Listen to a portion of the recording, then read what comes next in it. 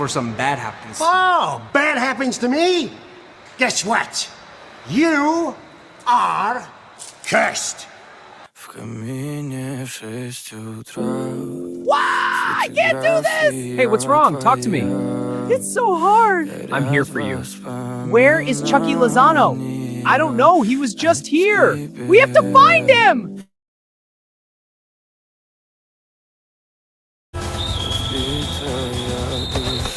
Foul! Red card! Why do we suck now? Yeah, why do we suck now? Possession is all that matters. This is ridiculous! That's a red card! What the way? Oh man, a red card!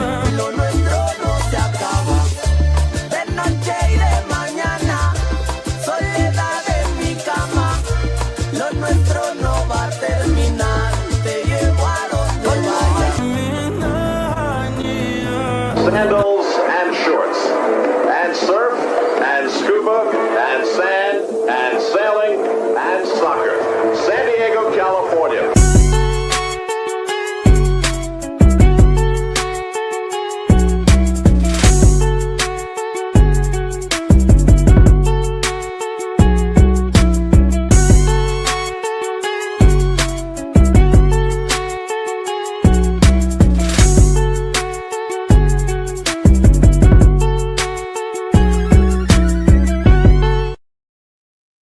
Season's greetings and welcome to Two Balls and a Mic, episode 325. Back here on a Monday, San Diego FC travel to Sandy, Utah, where Real Salt Lake plays in the state of Utah, and don't come back actually. They lose 4-2 against Diego Luna and company. We're going to go ahead and break down that game film, that match, and what it means moving forward as they go over into Texas to face the Houston Dynamo on Wednesday. San Diego FC in the middle of their second biggest losing streak in history. There's only been one history season before, so there we go. San Diego Waves, Kennedy Wesley scores and assists in the U.S. Women's National Team international game against Japón. We're also going to go ahead and get some goals, gaffes, and grades is how we'll go ahead and start. San Diego Soccers make it into the Ron Newman Cup Finals once again, back-to-back years. Will they win it? We'll talk a little bit about it and then preview it for Soccer's Overtime on Wednesday and this same channel. If you are here, I want to hear your thoughts on San Diego FC and Real Salt Lake, as that match had some talking points for sure. And Mikey Varas post-match had some thoughts, maybe similar to what we've heard before in past weeks. I think people are catching on to a pattern, much like people are catching on to a pattern with the way that San Diego FC plays. So we'll go ahead and talk about all of that. ¿Qué onda? ¿Cómo andas? Good. How are you? Good.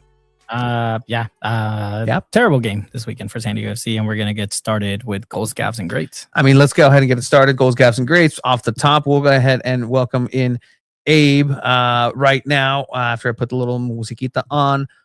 This is where we talk about the best goals, the biggest gaffes, and the greats of this weekend in SanDiego.Futbol, in San Diego Soccer. So, goals, gaffes, and greats.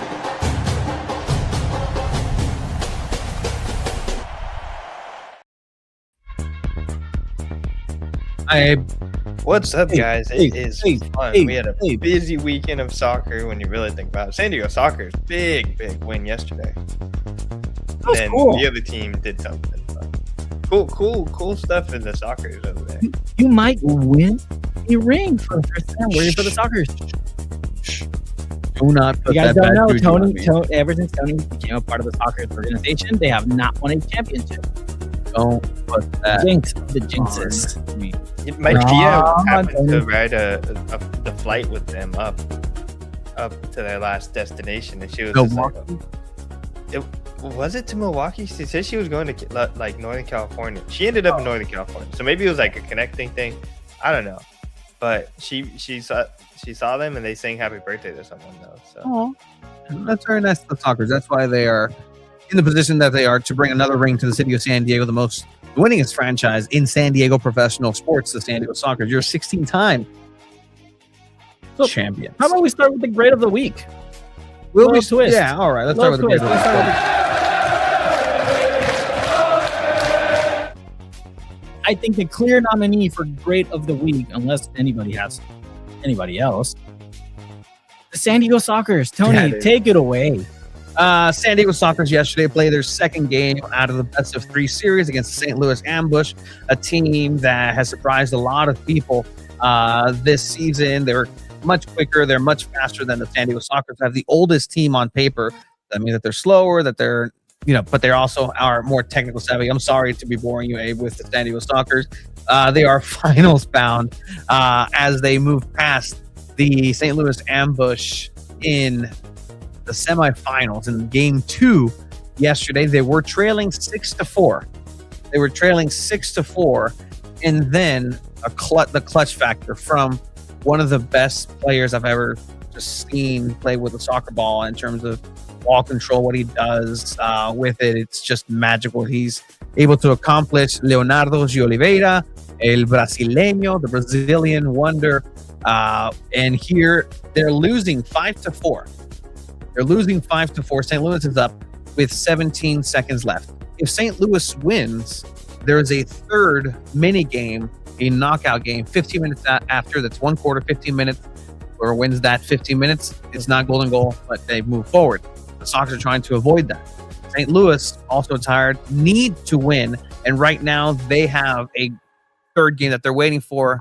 And the Sockers are on a power play, right? Sockers are on a power play. That means a blue card happened. One player down for St. Louis, and then this is the last chance right now as Rebels comes back. 14 seconds. It's Leonardo de Oliveira. He scores! He scores! He scores! His name is Leonardo de Oliveira. Tie game at 5. Are you kidding me? Front Wave Arena. Is this the highest attendance you've seen Sockers at Front Wave? I think so.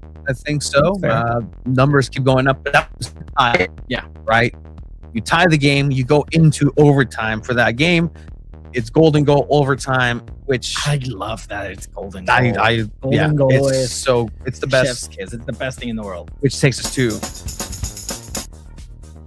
what ended up being probably one of the nominees for goal of the week, and that is courtesy of one San Diegan. So the last goal was 17 seconds ish and 10 segundos for it to end. 15 minutes pass almost for overtime. Nobody scored. It's tense. Nobody wants to commit an error. Cesar Cerda, the defensive captain, to Nick. Nick Pereira turns, he shoots, he scores! He scores! Nick Pereira has sent the Sockers to the Ron Newman Cup Finals! Nicky P! New signing, right? This offseason? See, he's been at San Diego Sockers. He's from okay. San Diego. He signed with the San Diego Sockers, the 2-time MASL MVP.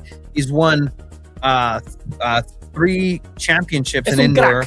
He's one of the greatest ever, but the fact is he always played with Tacoma, and the Sockers always beat the crap out of him and eliminated him. He's never won a playoff series. Can't beat him, join him. And that's exactly what happened along with Chris Toth, the goalkeeper. They come into the goalkeeper. Chris Toth has his jersey supposed to be retired because his dad played with the Sockers #1. But when he comes back to San Diego, dad's like, "Oh, good, you get to wear my #1." So he's wearing his dad's jersey. Yeah. Yeah, unretire it, but only for my own son. That's pretty sick.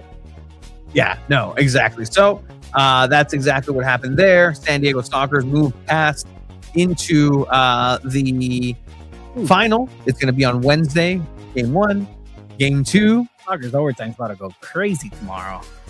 It's on Wednesdays. Oh, it's on.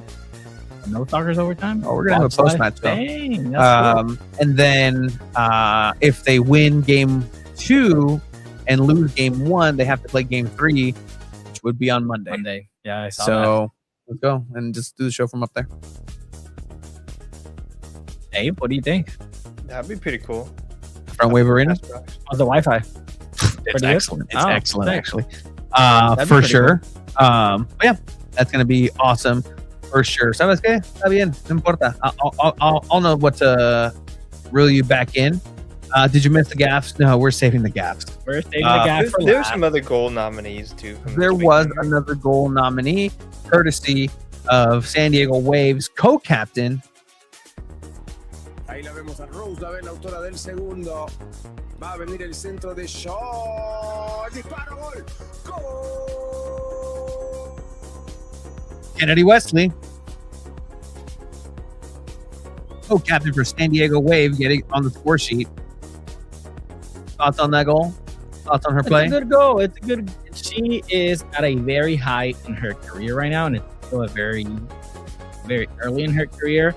I remember 2 seasons ago, just throwing it out there, like, hey, we'll wave for Miss Irma last season with Kennedy Wesley there, and she's been living up to that hype, babe. She kind of is, yeah, I agree. And also, this is like such a critical moment to be performing at a high level for a defender like her, with Emma Hayes having like that decision coming up. Like, the World Cup's only in 1 year, so her playing at a high level, and then her and Germa actually got to play alongside each other this window for the first time, which it worked out pretty well. So that could be the starting back line of the U.S. women's national team when they're out in Brazil for the World Cup. So that's like, it's really crazy when you really think about it, for like San Diego Wave to have their fingerprints on at least 3 players that were involved in this game. You had Naomi Girma, you had Jaden Shaw with the cross on that corner kick too. Like, it's kind of crazy how much connection there is. San Diego Wave putting players on the map. It's You been know- a thing. You know who was at the soccer game? Oh, Kat Macario, right? Kat Macario was there. Looking to be moving pretty good out Yeah, there. spread ankle. See, I was going to, but I'm in the mode of like color commentator, analyst. So you weren't. So it's- So you weren't like, oh, how's the sunshine To treating be you? completely honest, it was post-match, and she was at the bottom, by near the locker room area, having a conversation, and the players are coming out from having just won in overtime. So I'm more focused on dapping up the players and Santísima Madre, like, good job. Pretty cool. But yeah, All right, let's get to the ugly side of things, shall we? anti-football. It was a pretty big gap this weekend. Right, let's set the stage. Goalkeepers is it's a difficult job. It's a difficult job, and Is it the most as we difficult know it, position on the field? the modern game has changed for the goalkeepers as well. Is it the most difficult position on the field? I don't think so. I don't think so. I either. don't think so. Just because I'm good at it, so like it just comes natural to me. Plus, I still got it. All right. Yeah. So, goalkeepers just committing an error. So this week, for Gaff of the Week, I mean, people make fun of it. It's not the best league in the world, blah, blah, blah, blah, blah. But then you see things like this, and it's just childish. Are able to cancel out City's opening goal. Oh, my bad. Wrong game. Sorry, guys. Sorry. Let me reset. Goalkeeping mistakes. It's not the best league in the world, potentially. But at the end of the day, it happens, right? It happens to the best of us.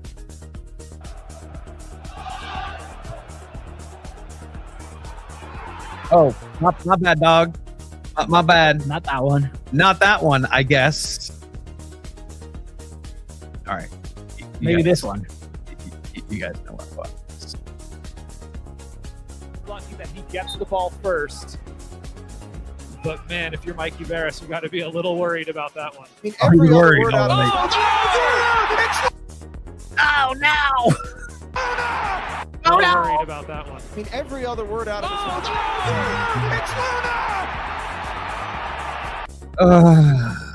And saying Diego Luna is one of the best players in the MLS for that reason. That's a It's great such call. a terrible play. Hey, go ahead. Sorry, just the broadcasting call is hilarious because the complete emotion came out of him there, where he's just like, "Oh No, oh no. Poor kid. Look, a lot of people were very hard on Duran Ferree. I saw a lot of social media posts. Some people wanting him to get benched after this performance. Mm-hmm. I blame the system. This is the system, and it's happened before where they've made mistakes like this. CJ has made mistakes like this before in last season, and what we heard from Mikey Varas is like, well, players have to make those mistakes in order to learn and grow. Mm-hmm. And this is going to be one of those things. I'm sorry, but if Duran plays on Wednesday and then again next Saturday, that also just shows how maybe the development is going for CJ during training, how Pablo's been performing during training. Mm-hmm. If your go-to is still Duran Ferree, I think Duran is still the starter. For Wednesday. I think Okay. even for Saturday. I don't think his position is there to be lost. I mean, it's his position to lose, but I don't think it gets moved at all. He makes really good saves still. He does. He's still the best goalkeeper out of the three. Mm.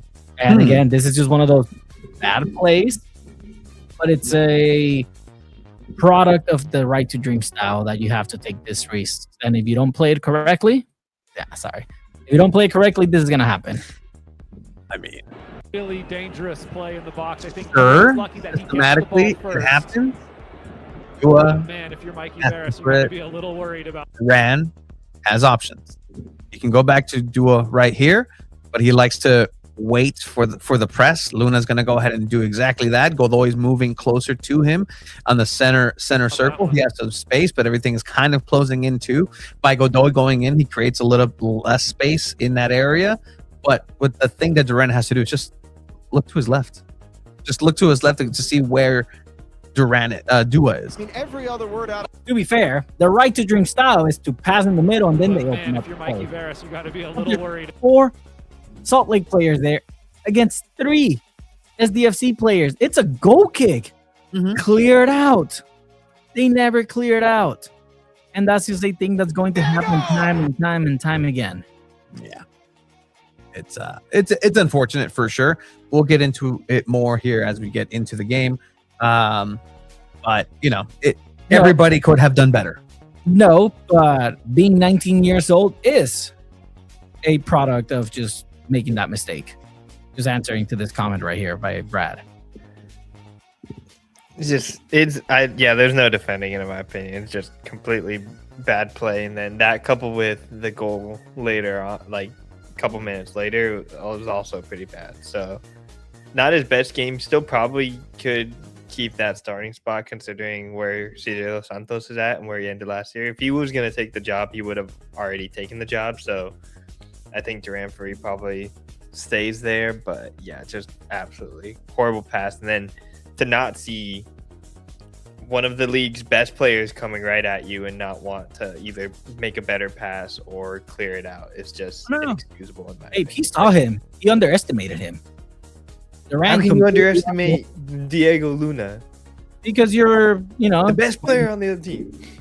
When you're, performing very well and you're at that age, you get out of high. Obviously, the team's not performing well, but you're going to get risky and testy, and then this shit's going to happen. So, lesson learned for sure. I think after the 6 minutes of the first half, Duran played a very decent game after. Yeah, but that's essentially putting your team back by 2. And I say 2 because we'll see the second goal. I think he should have done better in that goal too. He definitely should have done better. We'll get into it. So let's just switch gears. It's been goals, gaps, and grades. Let's talk some SanDiego FC.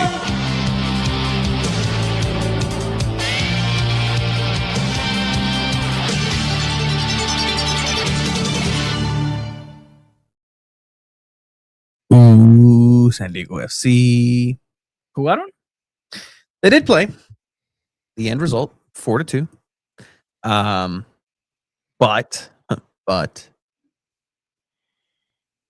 I think this was a scheduled loss for SanDiego FC. Not before the season started, but looking at the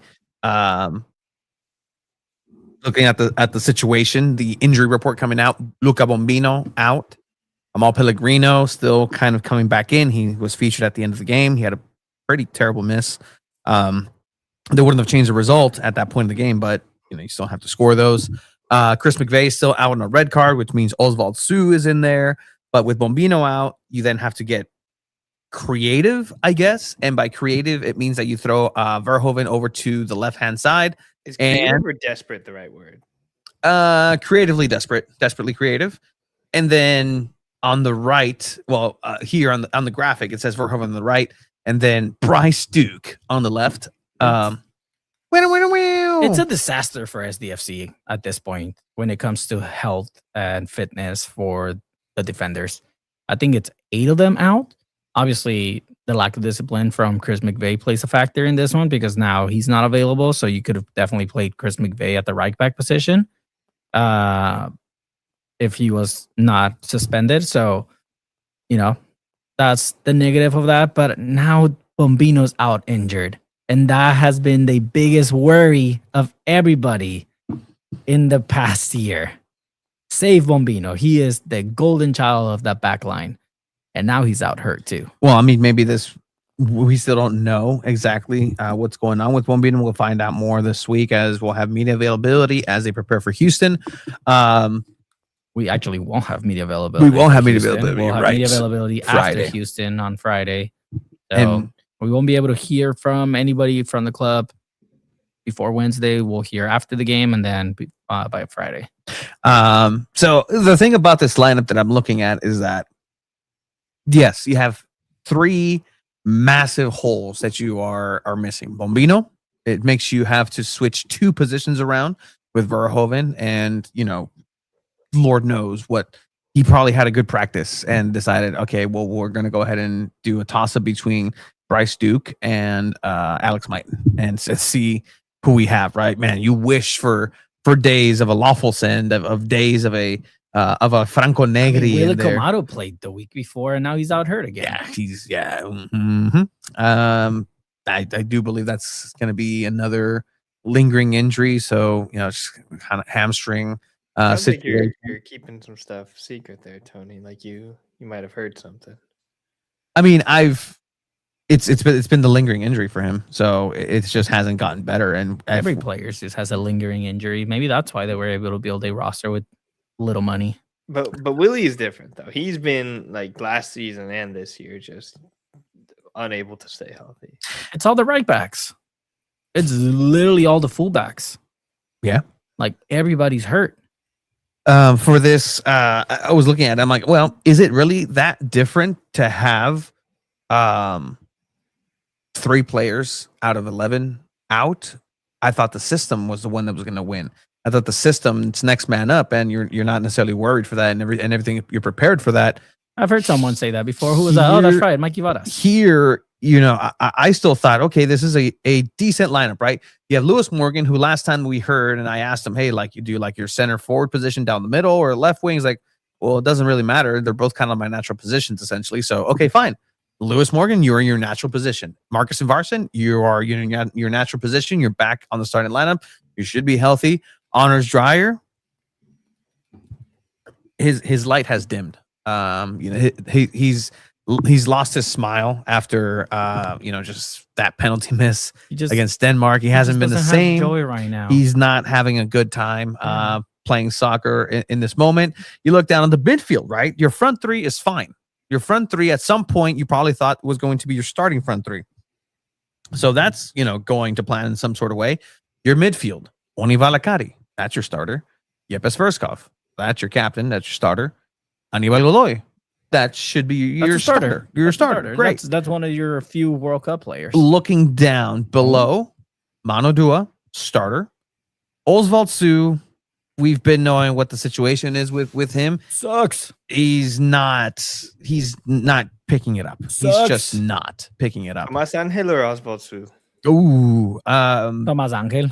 If you have a Pana game with Tomas Angel and Oswald Sue, it turns into a full 90-minute match of nobody scoring or getting the ball back. Okay, Verhoeven, had you starting him on the right, it's starter right now, technically. You have no one else.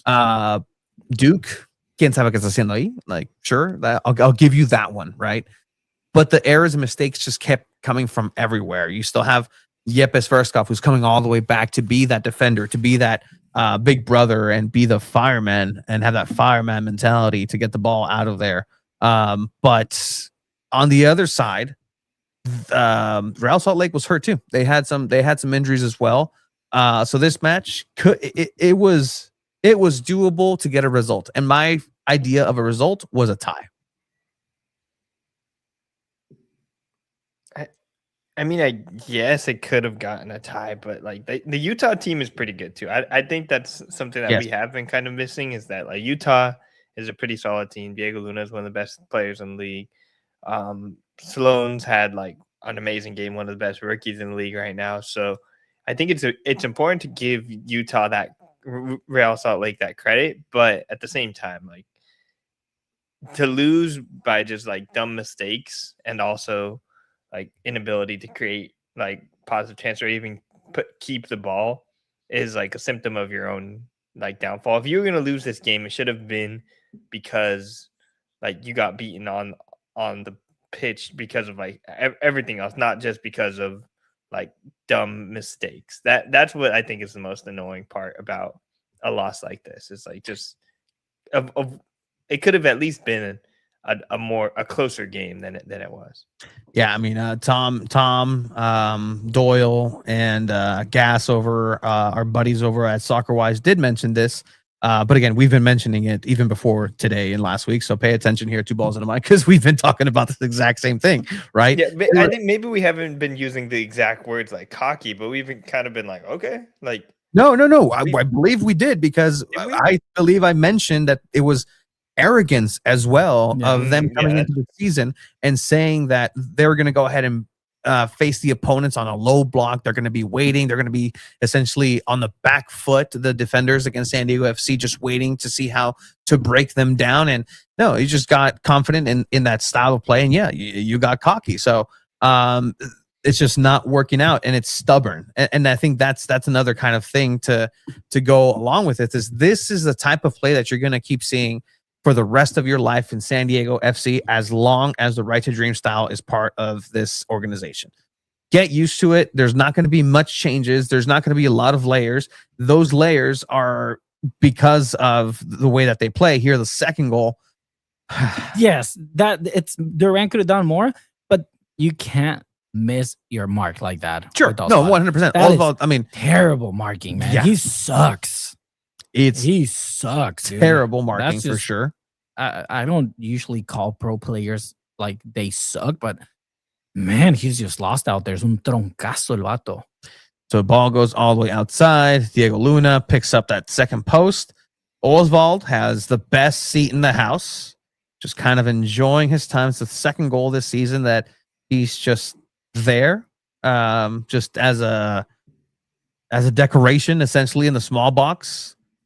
Good contact, but Duran, put the hand, put your body in there. Put your body in there. Just do one more shuffle to the right, and you'd be able to have a better chance at that. Good contact, good whatever. But you still have those moments where, man, it's just tough. And yeah, there's not a lot of instinct. It seems, as it's getting pointed out here. Zero instinct, doesn't jump or anything. Tall for absolutely nothing. And it's true, man. Like it's true. The biggest thing this game, as we'll continue with this, is that it didn't get any better. And the thing about San Diego FC is that they're getting tired. They're getting bullied in a lot of different ways. What I'll point out in this one is, let's see if it starts that way. If it goes, or is that the third goal? Yeah, it's the third goal. As you're pressing higher and higher, your center backs aren't that fast to come and defend, as we see the goal here once again. Real Salt Lake was trying to just immediately go on the counter. Dua right here gets very lucky because he's caught in a back foot once again and on a foot race. Duran does incredibly well. No effort from Oswald either there. Like, it's just literally just running. Like, dude, do something. Make a tackle. Try. Get a red card. A red card, in good old SanDiego FC style. He tried. He put his little arm there. He's running, and arm. He's not even fast. He's not even pacey. He's slow. He's just, again, this is where I'm talking about. Duran is still the best option right now. Like that's a good save. Achiko bien. Yeah, no, that's a great one-on-one save, and we've seen Duran do great one-on-one saves in the past couple of games. Here at home, it would have been much worse had Duran not stepped up and saved one. Here, a right to dream style goal.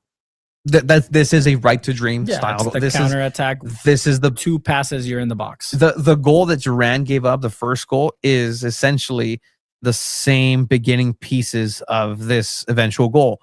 Ball goes from Dua, long ball into the middle. You start a counterattack. You have 1-2 passes. Morgan does well to get into the space. You sees and catches in Barson. The only difference as to why this is also a very weird goal is look at where Dreyer is. He's on the left-hand side. Like he's the right winger. And this guy's just literally having the freedom to go everywhere. And you're panicking already and doing all this 13 minutes into the game. Because you're down 2-0 and you have to do something different. And this is the difference that SanDiego FC is going to make. They're not going to change tactics. They're not going to change formations. I think, correct me if I'm wrong, but I think this game, if you don't have fullbacks, could have definitely benefited from a 3-back line, throwing Yeppe or Godoy as a center back. And then having Verhoeven be a right wing back and then maybe Duke playing a little more offensively as well as a wing back, but just having 3 players in the back. And that's not something that SanDiego FC is going to do. And that's where I think a lot of other teams are successful. They're able to change the tactics and formations based on the players that you have. Mm-hmm. And SanDiego FC is just never going to do that. The Duran bias is diabolical. Regardless of the system, he needs to be benched. Bench for who? That's a question. Bench for who? For a goalkeeper that's not 100% ready to go? Okay, that's fine. And that might be the solution, right? You may need to, and the fan base may need to actually see what's a CJ Dos Santos in 2026 would look like right now. And then, maybe he sinks or swims from there. And if he does good, great. And let ride the hot hand from there on. But there's mistakes that are happening. This game, from what I've been told, should have also not been a 4-2 match because some of the goals that RSL scored are potentially offsides. The second goal was something that people were pointing at that was an offsides. And and Anders Dreyer's penalty was a complete flop too. So if we're taking away goals because of referees, that you should take away that one too. Then you lose 2-1. And before you're even in 2-1 territory, this is essentially what I would want to point out, where it's like Yeppe is getting just demolished, and it's not necessarily his own fault. We have a play that gets cleared out. You have Bryce Duke starting to go ahead and do the counter. It goes over to Yeppe. Yeppe in this moment is already in a 5th center back position. He's been in that space. He opens himself up. He usually gets that ball. He gets bumped off relatively easy. You don't necessarily see that. He's very good at protecting the ball. But now RSL is on the other side. You have a cross in between 2 players, a good connection, another goal.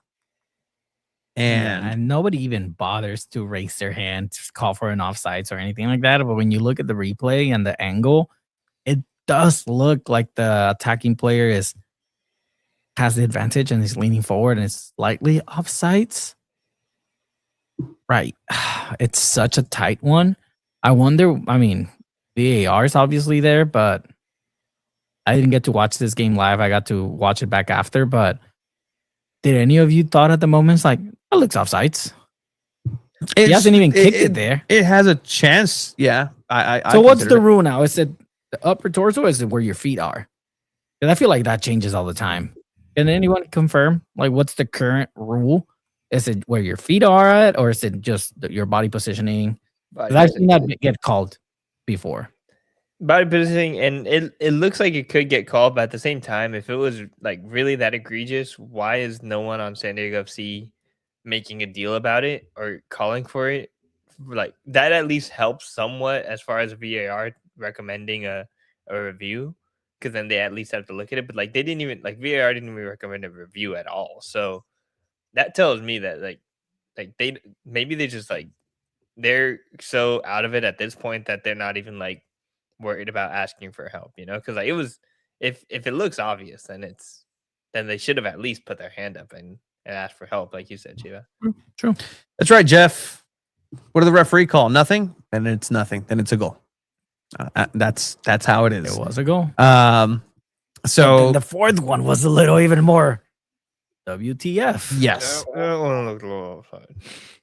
That one was what? So remember I was talking about Yeppe, right? So he's too busy being a fifth center back, a fifth defender, having to be all the way so deep inside of his own box that he has to come all the way on the other side to come up with a play. Even if he doesn't have the ball at his feet, he still has to make that whole journey because how important he is to the offense. And so whenever he does get into those spaces, it's important to him to keep the ball. Once again, Yeppe gets dispossessed. Right there, he's the one that's stumbling. He gets dispossessed. Usually he's much better than that. You see, I think that's Valakari, just like, hands and knees, just knowing what's about to happen. Like, oh, man. And RSL is able to, once again, put on a counter. Good control. Diego Luna, incredible pass. Moving. Look at that. Bryce Duke got a position. I mean, he's not a... He's trying to go to his position. This one was just way too easy. Yeah, that one's offsides or not. hard to like defend though, because like he's coming straight at that, going to the middle to open him up on the left side. That just happens when you're completely exposed like that on counter. Like I don't really think they could have really done anything on that other than like just. Yeah, but if you see the replay, then you see the positioning, and you're like, wait a second. It is a little suspect, but. What did Tony say? If it's offside, it's offside, I guess. Wow, who's arguing with me? So Tony, if a ref doesn't call a flop and calls a pen, it's a pen, right? Yeah. Yes. If the referee says that the sky is red, guess what color the sky is? It's red. If that's just unfortunately how it is. And going back and asking for referees to be better, okay. It's like asking a wall to, stop being a wall. How does a wall do that? Where do you even begin with that? Like, it's just bad refereeing. That's what you're going to face. So it's either you adjust or you're going to keep lloriqueando. You're going to keep crying about it. And then you're going to get the same result over and over again. You have to find a way to overcome. Should it be that way? No, it shouldn't. Referees should be 100% every single time, as close as 100% as they possibly can. Listen to the advice of his entire team. If it says VAR, go ahead and do it. But yeah, that's when you have VAR. Well, where is it? Where is VAR? And sometimes VAR, and this is kind of also knowing from soccer who also use assistant video refereeing, is that you just know that there's not going to be enough evidence to overturn it and conclusively, right? And so is that a cop out to not necessarily go and even check? No, but this is what it takes. Sometimes, like you mentioned, Abe, there's no hands up, nobody's arguing, so why even bother? Why even bother looking up if it's an offside? But you have to do your position, you have to do your job, and at this point in the 45th minute in the first half, this team, SanDiego FC, is already defeated. Like they are done. Like the body language is just not there, and anything's just going by. Nothing Duran can do. He has to commit to a side, tap left. If he goes to the right, he saves. If he goes to his left, he saves that. He chose the right. It's not so. It's a good finish too. It's a good finish. It's a really good finish. It's a really good finish for sure. They go down at half 4-1. At this point, you kind of just assume, well, this could get worse in the second half, and it almost did. Yeah. Because Salt Lake, they just kind of kept playing their game for a little bit. This is a Duran intervention for sure. To save it from being 5-4, Duran pissing me off. And Alex Mighton come on, right? Yes, Mighton does come up at halftime, and you saw a improvement on the right back positioning, especially going up. And again, you see these counterattacking instances where it's just heavy legs for SanDiego FC. And is it the altitude once again? Are they just not good in altitude? SanDiego FC needs to play at sea level or something near, not nearly as high as Toluca for this match, but again, in altitude. And is that really just kind of why this went this way? I don't think so. If so, there should be better preparation. But even then, the people that you're preparing are people who are understudies. They're the people who are, the fourth string center back in Oswald Sue. How much can you realistically ask of a fourth string center back to really come up what is Bryce Duke, the fifth string fullback, a fifth string right back, like where we're at? I actually think so. Yeah, the depth. I mean, Mikey Vadas has also said before that depth is not a problem. The depth is not the issue. A problem. Not a problem. Have the players. I can't believe he said that. Like, when did he say that? Like 2 weeks ago. 2 weeks ago. That's so crazy, man. Yeah. So I mean, for any coach to say that is just absolutely nuts. Like it says a lot about like how you feel about like your starters, and then also just like it kind of like takes away the individuality out of your team, which is like I think to a certain extent still important. Obviously, they told the world that like no one's bigger than the team with the Chucky Lozano situation, but to like say that, like knowing where you're at as a team and moving on into this like really poor streak is just, it's crazy that he said that. Yeah, I mean that's the reality that San Diego FC is operating with in a good manner, bad manner, however you want to classify that. But San Diego FC have the depth to go ahead and compete at this level. From what Mikey Vadas is saying, the fact that Manu Dua doesn't even want to clear it there. It's I don't know, man. It's a style, man. It's a style. It's a stylistic choice. So now the thing is this just a panic mode time for San Diego FC? Is this just a disaster at this point, or is this just the reality of it right now? Is this how their season's going to play out? It's still early in the season. Is I think a big silver lining here is there's still a summer transfer window. There's still opportunity to come back. There's a lot of parity in MLS. With as bad as they've been, they're still in like what, 9th place, 8th place. Like they're still technically in a playoff spot. So in like play-in spot, not a playoff spot, but in reality, there's still like opportunity for them to like grow and add on points and stuff. Obviously, you kind of like bolstered it up, beating some of the really bad teams early on in this season, but you have a chance to like keep like adding on some points later on in the season. So I don't think it's over by any means, especially if like you take some time and during the summer window too to get healthy, then things can work out better in San Diego FC's favor. But right now it's hard to see a real solution because like obviously all the Luka stuff, you're playing preseason CONCACAF games, but everyone just looks tired out there. Like even with Dua and McVay back, I think it's the ideal center back duo. I don't know how much the rest of the team is going to be healthy and able to put forth a strong performance like they did last season. You know what I think is also a thing with Manu Dua? I think the whole, all the reports that European teams are looking into him already and all that type of pressure gets to a player, especially a younger player. And I think that could be a thing that's happening to Manu Dua. He's not this almighty God center back that, people were putting him out to be, and the pressure is getting to him. And I think it's a good reality check for him. So that also plays a factor when all these players are, getting hyped up, the Bombinos, the Duas. San Diego FC is really living a reality right now. San Diego FC then moves forward after a good save from Duran. They tried to generate some offense. Marcus and Vartson skies it here, but they keep fighting. I guess from what we'll hear from Mikey Vadas in the post match is that San Diego FC won the second half, and they started winning the second half by having plays like this. You have Anders Dreyer who starts to extend the play. He goes to ground. Penalty called. Well-deserved penalty called. Abe, you shook your head. Just absolutely unfair dive. If anything, the foul should be given like for the Utah player because he's on his drivers, kind of pushing himself into it, barely playing for the ball at this point, completely playing for the foul, like barely touches the ball, falls backwards somehow.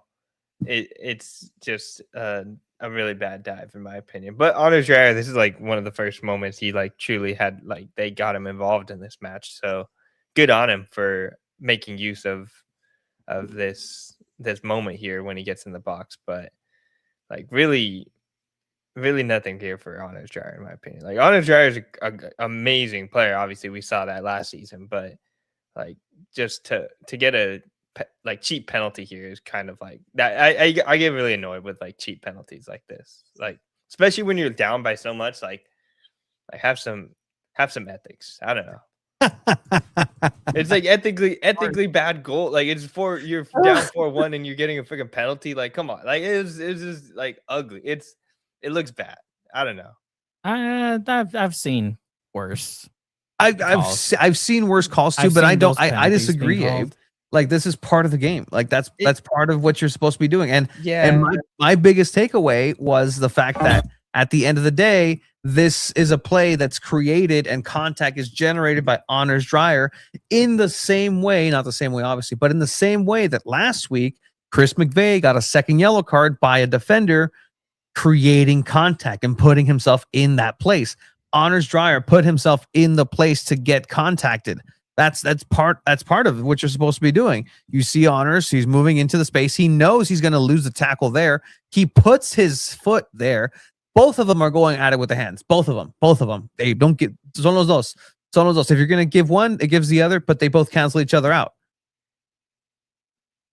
There is contact in la pantorrilla on the back. Like there is contact there.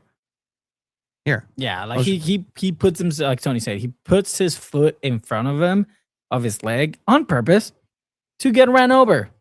And that's part of the game. You gotta sell it. You gotta do what you can. El que no tranza no avanza. That's how they say it in Spanish. And is it, like you said, is it an honest way of playing?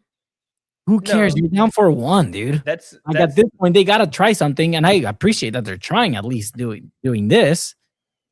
It's a penalty. It's a soft penalty. Very soft. I am being a little bit like exaggerating, but I think it's just like I don't know. Maybe it's the result, but it's hilarious. So when you really think about it, it's just like all right, all these like things and complaining about the calls and stuff, and then you get this. But it's a good move by Anders Dreyer in the moment because you got to get some. I love it. Even if it goes to VAR and the ref sees this, since they call a penalty, there has to be enough evidence to like rule it otherwise. And the fact of the matter is that the center back still runs over Dreyer's legs, and it's going to get called. It's soft. It's foul. Yeah. There's the contact. It's enough contact. We've seen, SanDiego.FC be on the other end of worse calls, and Yeah, the handball. I think the handball is going to be one of the most egregious calls in recent years, honestly. But this is the SanDiego.FC. It's entertaining though, for sure. I was entertained by this game without question. What I'll give Abe is in this call, it's like in street soccer. You don't call a foul in street soccer, and Anders called a foul, and it's a move. You know what was more surprising? What? That he scored the penalty. Just a couple of weeks ago, he missed a very Let important me check one. if in these highlights, because MLS has been having terrible highlights, and yep, this is one of them. Oh, they actually finished the highlights. Okay. In the original highlights in the post-game show, they just showed the foul, and that's it. And the highlights ended right there. The highlights ended right there. That's funny. But you're right. Anders Dreyer going down, and I think that went in the head of a lot of people. Oh, let's wait for the contact again. Guys, let's remember these are CONCACAF referees. They're going to be inconsistent. They're going to make the wrong calls. They're going to suck.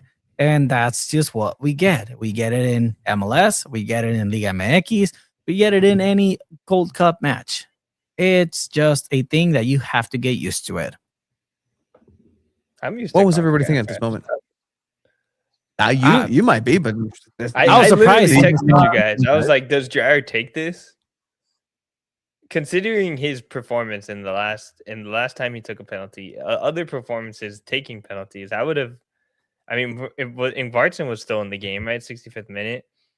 I honestly would have let him. Vartson take it. Only Valacari took some pretty good pens last season too. I didn't completely trust Anders Dreyer to take this penalty, but I mean, also you got to let him earn back from his mistakes, and he's been scoring more goals than everyone else on this team. So I think it's okay that you let him take this penalty. But I did have the question though, like, are they going to let him take it? I don't know. Yeah, part of moving on from your traumas is facing those fears, and this is exactly what's Anders Dreyer did. He faced his fear of penalties after a very traumatic event that happened a couple weeks ago, and he got past it. Maybe this is the joy that he needs, scoring a penalty. And the joy is going to be gone during the summer when he's watching the World Cup. I love the look back at the goalkeeper after he gets the ball too. That was just like very unnecessary. Like he looked back like, I got there before you, haha. Just man, soccer is so dumb. It's the best. It's the dumbest and best sport in the world. It's silly. I mean, there's WrestleMania, then there's this. Shout out to La Banda out there. Frontera making it the Trek, San Diegans, Ches Locos. How cold was it over there? I'm not sure. Not cold enough for a San Diegan to not take a stop off. Okay, 4-2. This moment again, like last time, or even this game, was just like, they have a chance. Yeah, they have a chance because and only because RSL put their foot off the gas, and getting their foot back on the gas is difficult sometimes. You know, you start making your adjustments, and we've seen San Diego FC play much better in the second halves of the last 3 games. Last 3 games, they've gotten their ass handed to. In the second half, I think the teams take a little pity, take their hands off the accelerator. They're not as offensive. You're winning 4-1. There's no need to risk anything else. Let's just see what happens. You're probably going to get the result anyways. Dicen que el 4-1 es el resultado más engañoso. Yeah, 4-1. But I mean, San Diego FC looked much better in the second half for sure, and having more opportunities, more chances, but it just wasn't enough. Morgan. Ay, pinche calambre. Obesidad gana. No, it's very. Go ahead. Párate, güey. Vete a estirarte. Chihuahua. Refs got to pause play real quick. VAR. Yeah, get the physios out here. They're gonna come. Put the spray the thing on. It really did look like San Diego FC had a chance. They had the opportunities, and they just didn't take advantage of it. And we've seen this happen before. Anders Dreyer, getting the shots. They're building that confidence again in the second half, but it was just too much. And those early mistakes in the first half, it's really what cost you a valuable point in this game. Amal Peregrino, y'all savior, came on. Had a pretty bad miss. Who's savior? Pellegrino?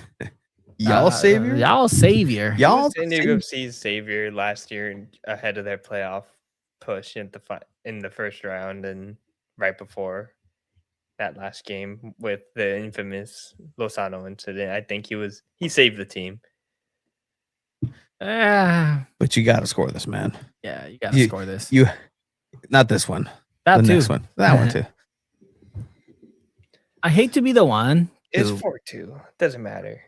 I hate to be the one to bring it up, but could this team at this exact moment need Chucky Lozano?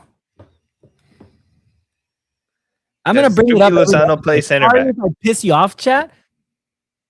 This whole front office mismanaging this team and the whole Chucky Lozano situation, it's part of this. Chucky Lozano is getting the last laugh right now. Is he? He's not going to the World Cup. Okay. He's banking $7 million. Generate. And he gets to train in that same field. He gets to feel all take his Instagram video.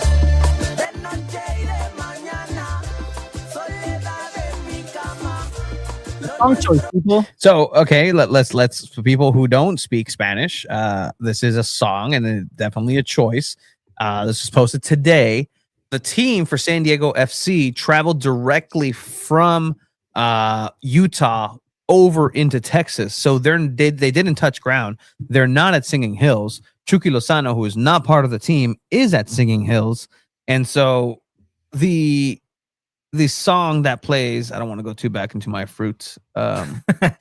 We love the fruits. I love. I hate these fruits. All right, translate. Lo de nuestro no se acaba, which means our thing won't end.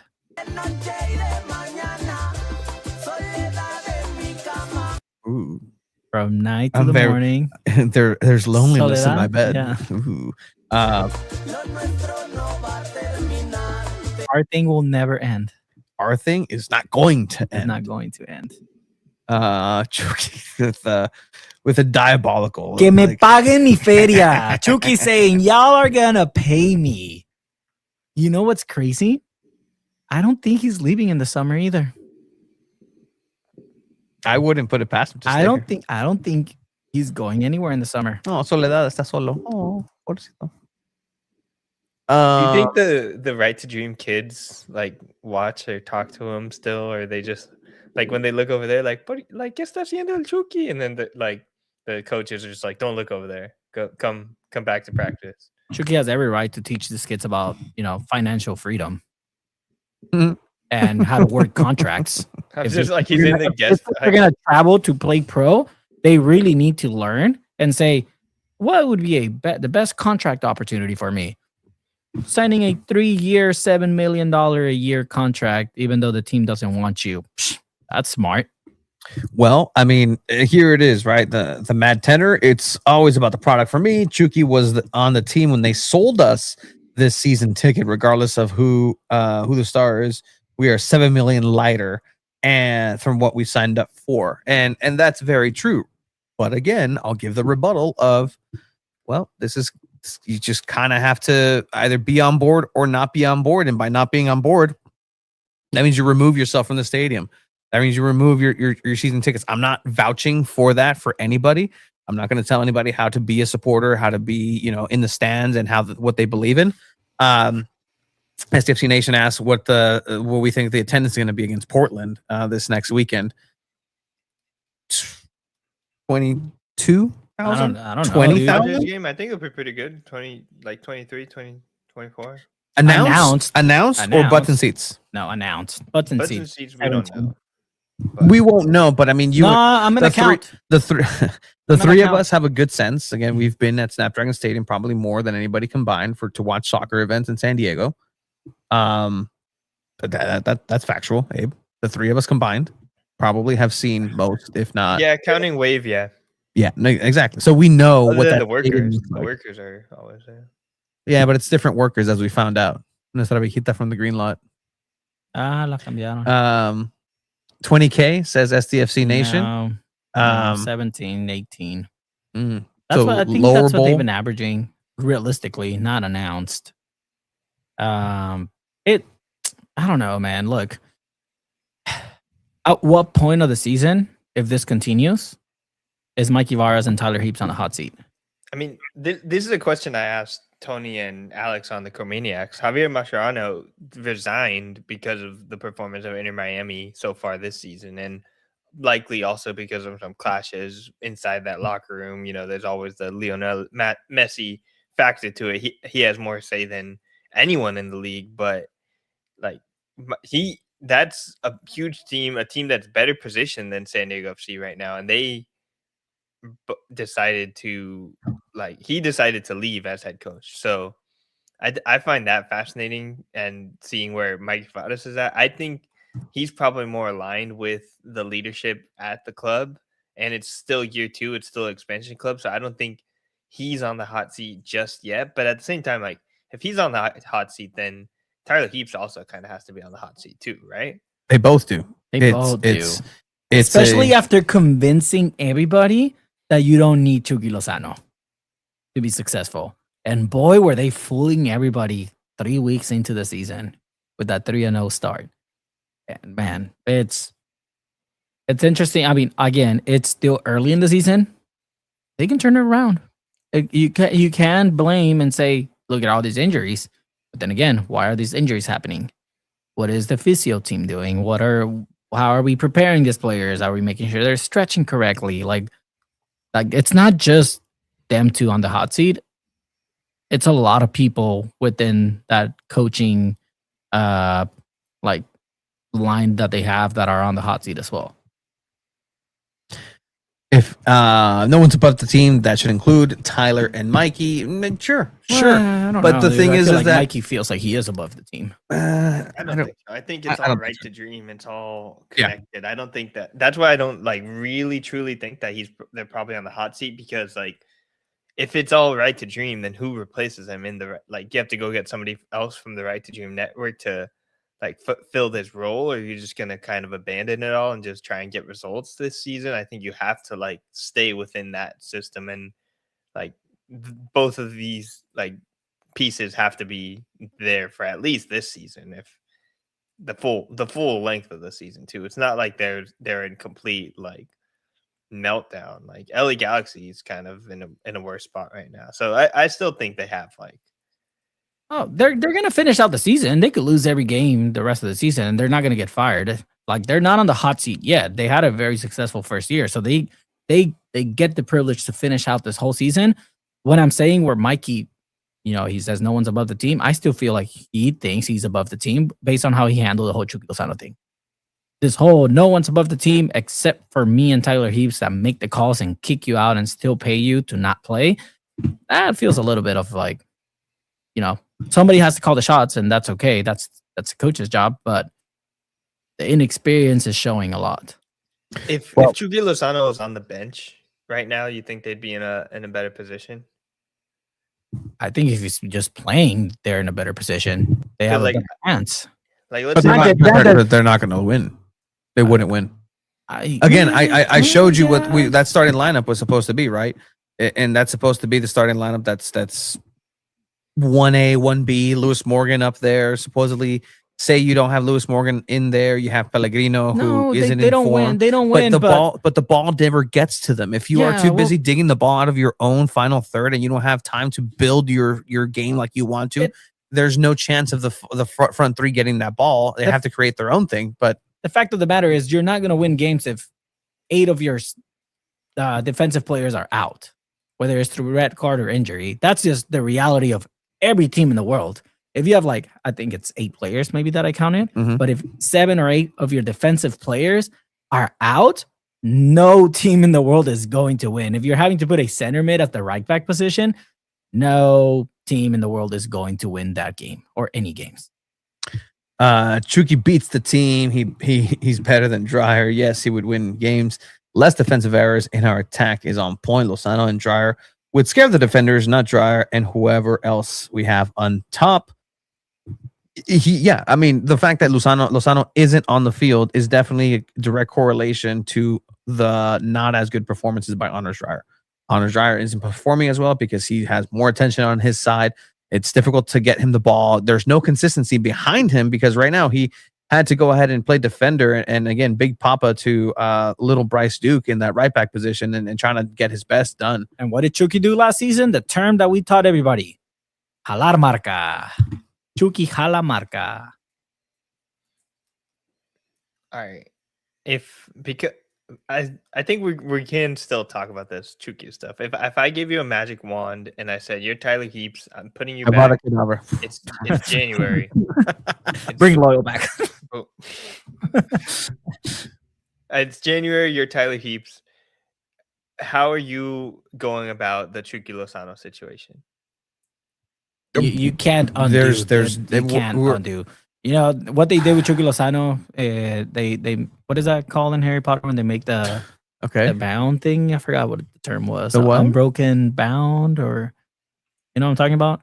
The unbreakable vow. Unbreakable vow. There you go. That's what they did with Chucky Lozano. They can't undo it. At this point, they can't. Even if they go back and say like, "All right, come on back," like, how bad are you going to look? Not just because to, you know why they won't do it, because then that would be fans, admitting that they were wrong. But and to the locker I'm room, saying you're going. I'm putting you back to sending you back in time. So if we're going by Harry Potter metaphor, you give you the little time turner thing. You're going back in time, and you're Tyler Heaps and Mikey Vadas. How do you approach the situation? Easy. Do you just let him play? Like, are you just saying you're letting him play? What do you? No. I do not sub him in the last game against Vancouver because that's what gave people hope. Had you kept them that suspended, was a panic move. Sure. But had you kept them suspended and had you gone through and had the cojones and not said, everything's good, he did what he needed to do, we are A-okay, send him out there, he scores a goal, gives people hope. That's the last memory of the team. That's the last goal that SanDiego FC scored in playoffs. Is Chucky Lozano, and he wasn't even part of the game, the team at that point. He wasn't very integrated. You he let did him his own talk thing. in the post media, like after, like end of season media availability, after telling him like, "Oh yeah, we don't want you here," and he comes out and give him the opportunity to say, "I'm very happy here. I'm staying." And it's true, right? Like how does Chucky being out there limit the defensive errors? Y no es Oswald Su, no es Chucky Su. Like it's not gonna fix those errors in the back. You're the outlets of Chris McVeigh aren't necessarily gonna magically appear. It's just not gonna happen today. Another player that you also missed too, and this kind of again going back to last season, they had a 3-game rut. You know what got them out of it? What? It was some positive play from Chucky Lozano because they played against FC Dallas and there was 3 goal contributions from Chucky Lozano, 2 goals and an assist. Sure. But this is the point of the year, not necessarily this, but when they had this poor form where you had one Milanilovsky start way back. I mean, that's the last time San Diego FC was in this position. And that's what started getting San Diego FC out of that rut. Is incredible performances by a singular player who kept scoring, getting in dangerous positions, and became so important to the system. A player who spoke the system. And I see people, oh, well, the Right to Dream style is not the correct blueprint to follow because FC Northland hasn't won anything under their leadership. I don't want to be a farmers club. Well, guess what? That's what San Diego FC told you that they were going to do this entire time. That's the model this entire thing is based on. And the fact that you're going to go ahead and just turn a blind eye to that and just say, oh, well, we're this great team. They're going to go forward and they're going to be world beaters, at least in MLS from here on out. They're never going to lose. No. This is the blueprint of the system. They haven't won anything in FC Northland. Yes, they boast their biggest things. Sometimes, we made it to second with the youngest team in Europe.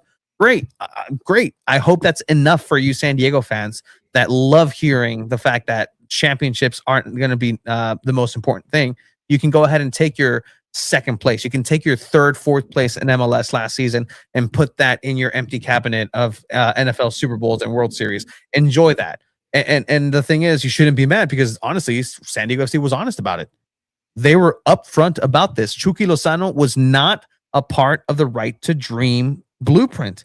This was a move that was put in by marketing at the beginning of the build. Chucky Lozano was here before Tyler Heaps. Tyler Heaps and Mikey Varas had to deal with having already Chucky Lozano integrated. Is that an addition? We asked when it happened, hey Tyler, like you're going to have Chucky Lozano. What is it like to have a player like that? Praise. Great player. Profile. We've been seeing him. We'll see what he can do to develop. He likes being here. He likes the project. Pachuca, Ojitos Mesa comes in. He starts crying. Both of them start crying, being emotional because, wow, this is a great opportunity to reflect what I did in Pachuca and bring this academy. So great. Everything looked peachy.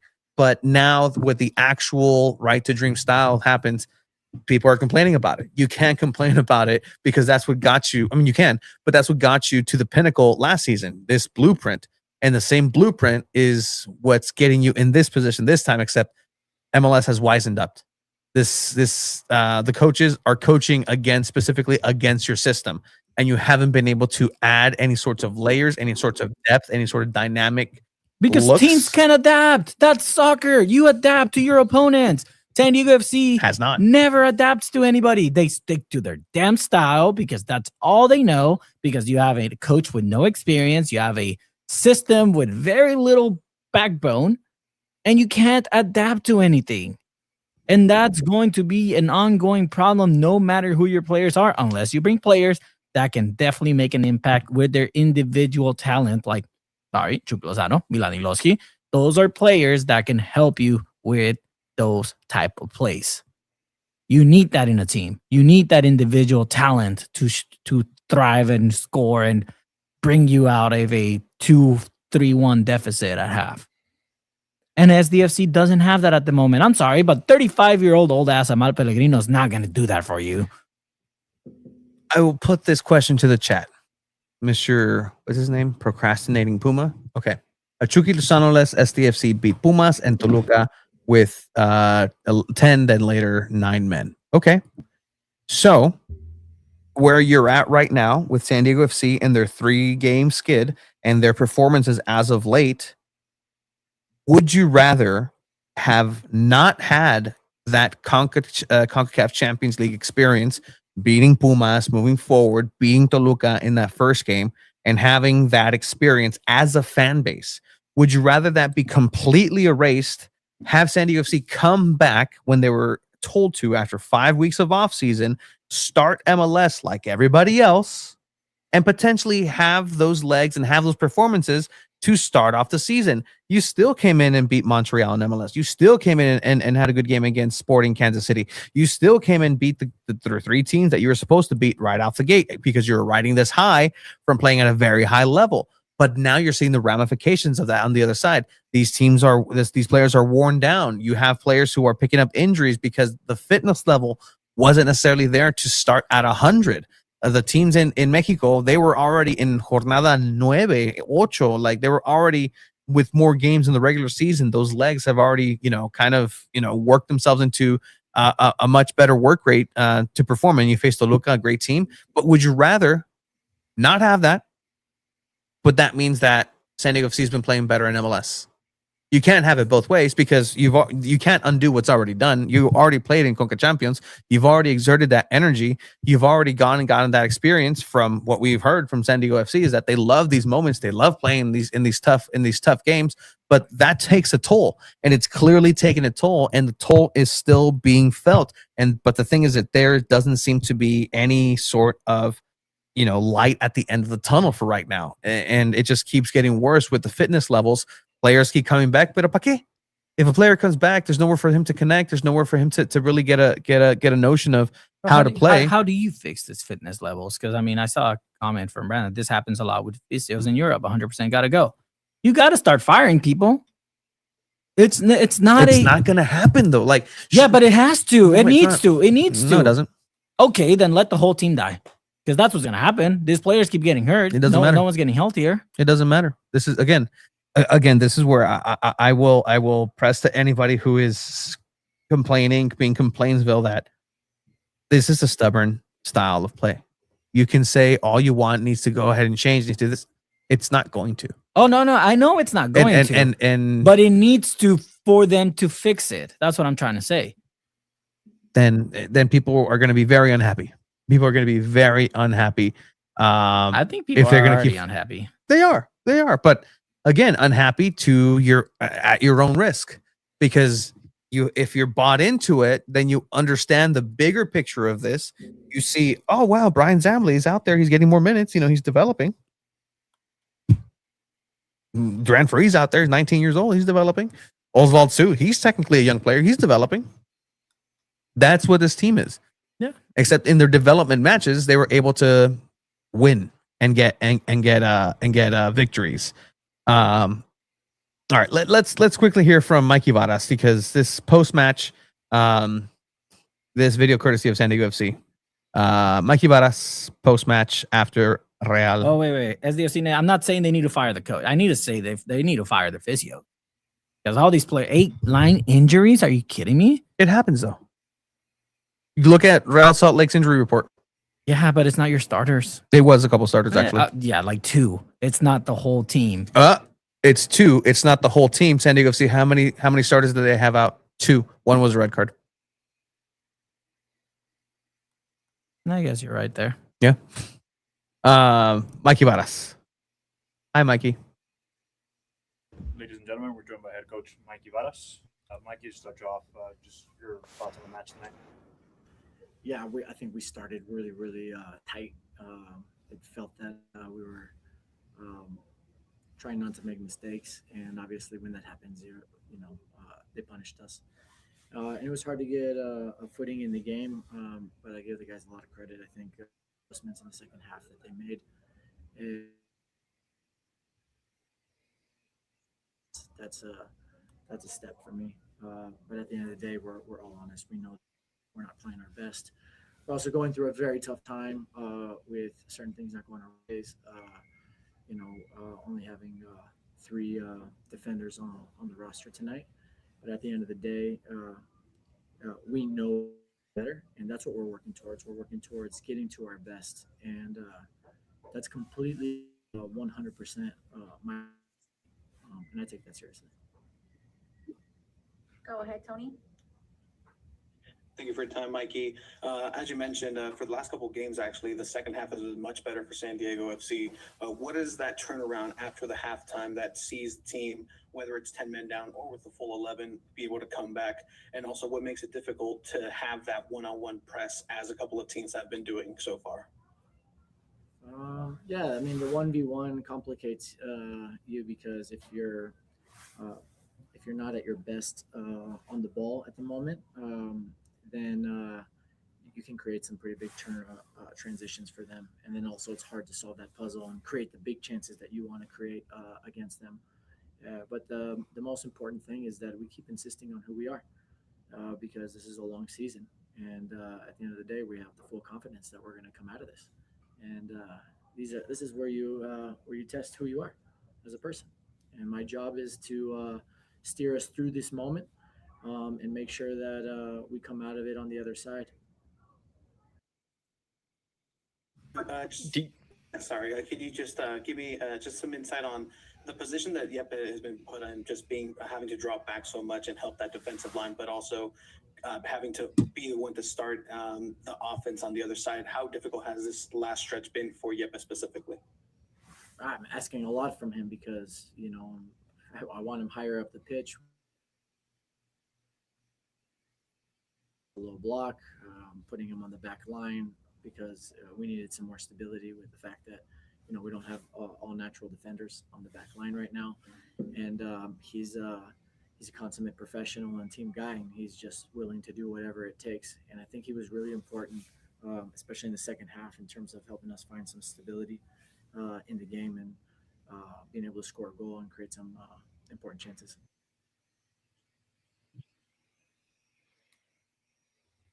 Abe? I was going to say, on his answer to that last question, do you believe he can steer the ship in the right direction and move them past this moment? Or is it just a matter of them getting healthy and it's going to figure itself out? I can't judge this team based on the I mean, I can for sure. Like it's not good. But if they have their components together, if they have their center backs together, if they have no red cards, which good job, no red cards this game. Like you could have easily given up a couple. Starting with Mr. Manodua in the third minute. He decides to do a karate kick into space. Where is it? I'm trying to find it.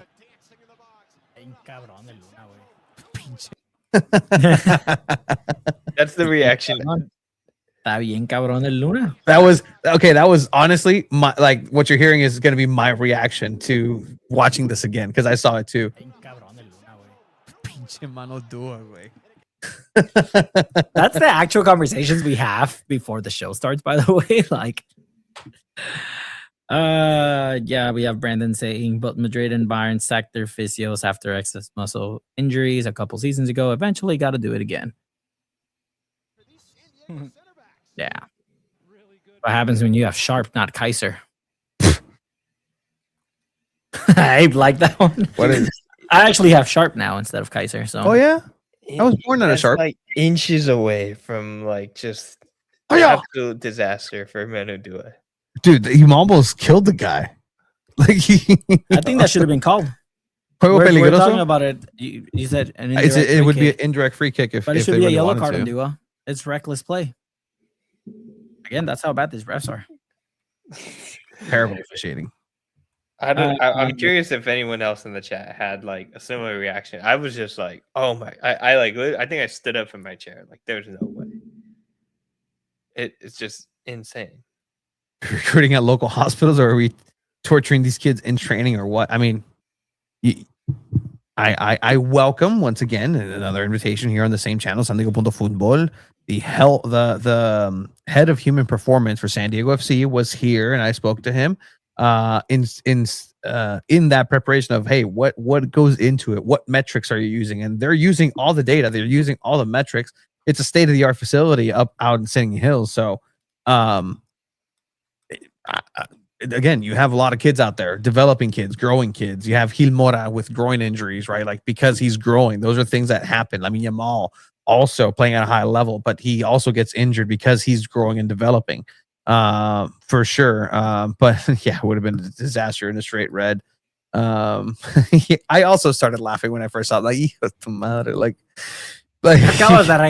can't do that. You can't do that. That's The voice just reminded me of another gaff. I don't know if you guys saw what happened in Toluca with the America. It was bad. That was horrible. Pretty bad. If you guys go see that video, it was just really bad. It was racist, horrible. Anyways, sorry. That whole match was just a shit show at the end. Well, I mean, speaking about misconduct, Miami also got suspension this weekend for somebody being called a blah blah blah blah. And it's happening. It's happening in this country too. So, Mikey FC was that what we're calling it? It's either Chucky FC versus Mikey FC. I like that. That's fair.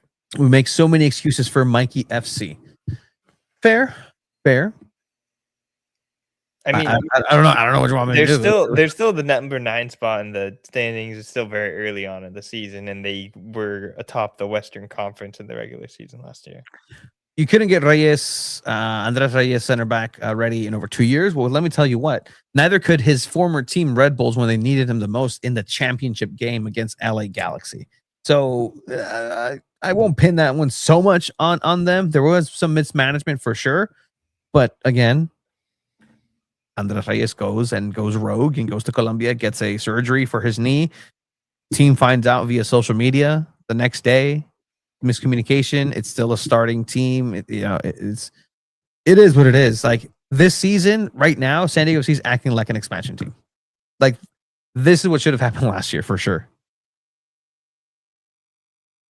Why are we acting like number 9 is good when they started 3-0? There's ups and downs in the season, isn't there? It's early on. I remember last year when they had that 3-match losing streak, we started saying, "Oh, they got figured out. They're getting figured out," and then they came out and just went on a big run.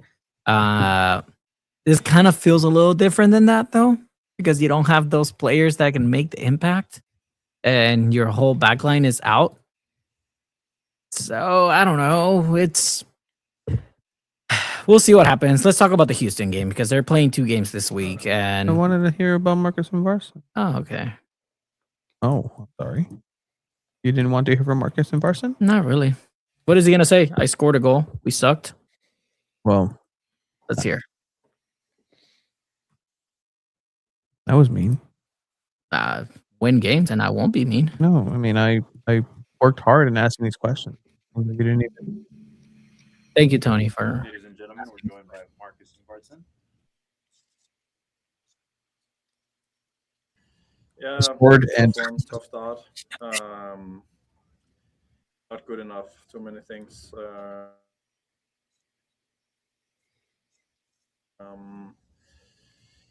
Yeah, we're struggling a little bit at the moment, and we have to figure out how to get out of this and get back to our normal start. We'll go to questions on Zoom. Tony, go ahead. Thank you, Marcus, for your time. Awful. As somebody who's played in the system more than anybody alongside Yeppe, what difficulties come up whenever a team does seem to have a certain way to defend, as we've seen the last couple of games? Figured you out. One press individually to really stop that development from the plate, from the defensive end. Yeah, normally I think it's something that fits our style very well. Unfortunately, we are at a moment where the basic stuff, the simple passes, the cleanness in our game is not there. We're making too many mistakes, too many easy giveaways, and that makes us come into pressure. I think normally a team that goes in high pressure, do one-on-one pressing is something that I know we normally would be really good to handle. We also did earlier in the first couple of games this season. So it's about breaking that first pressure, but at this moment we are struggling in the basic stuff, and that's hurting us a bit. Despite the results, what are some of the positive connections that are happening in the team from the last couple of games and into today? Yeah, we of course have had some good moments also, and today in the second half we step up a bit. So there are of course some positive things, but all in all, it's been a couple of games where we haven't looked ourselves, and I think it's important for us to really come together. Now we have a game in a few days again, which is so we're on the road.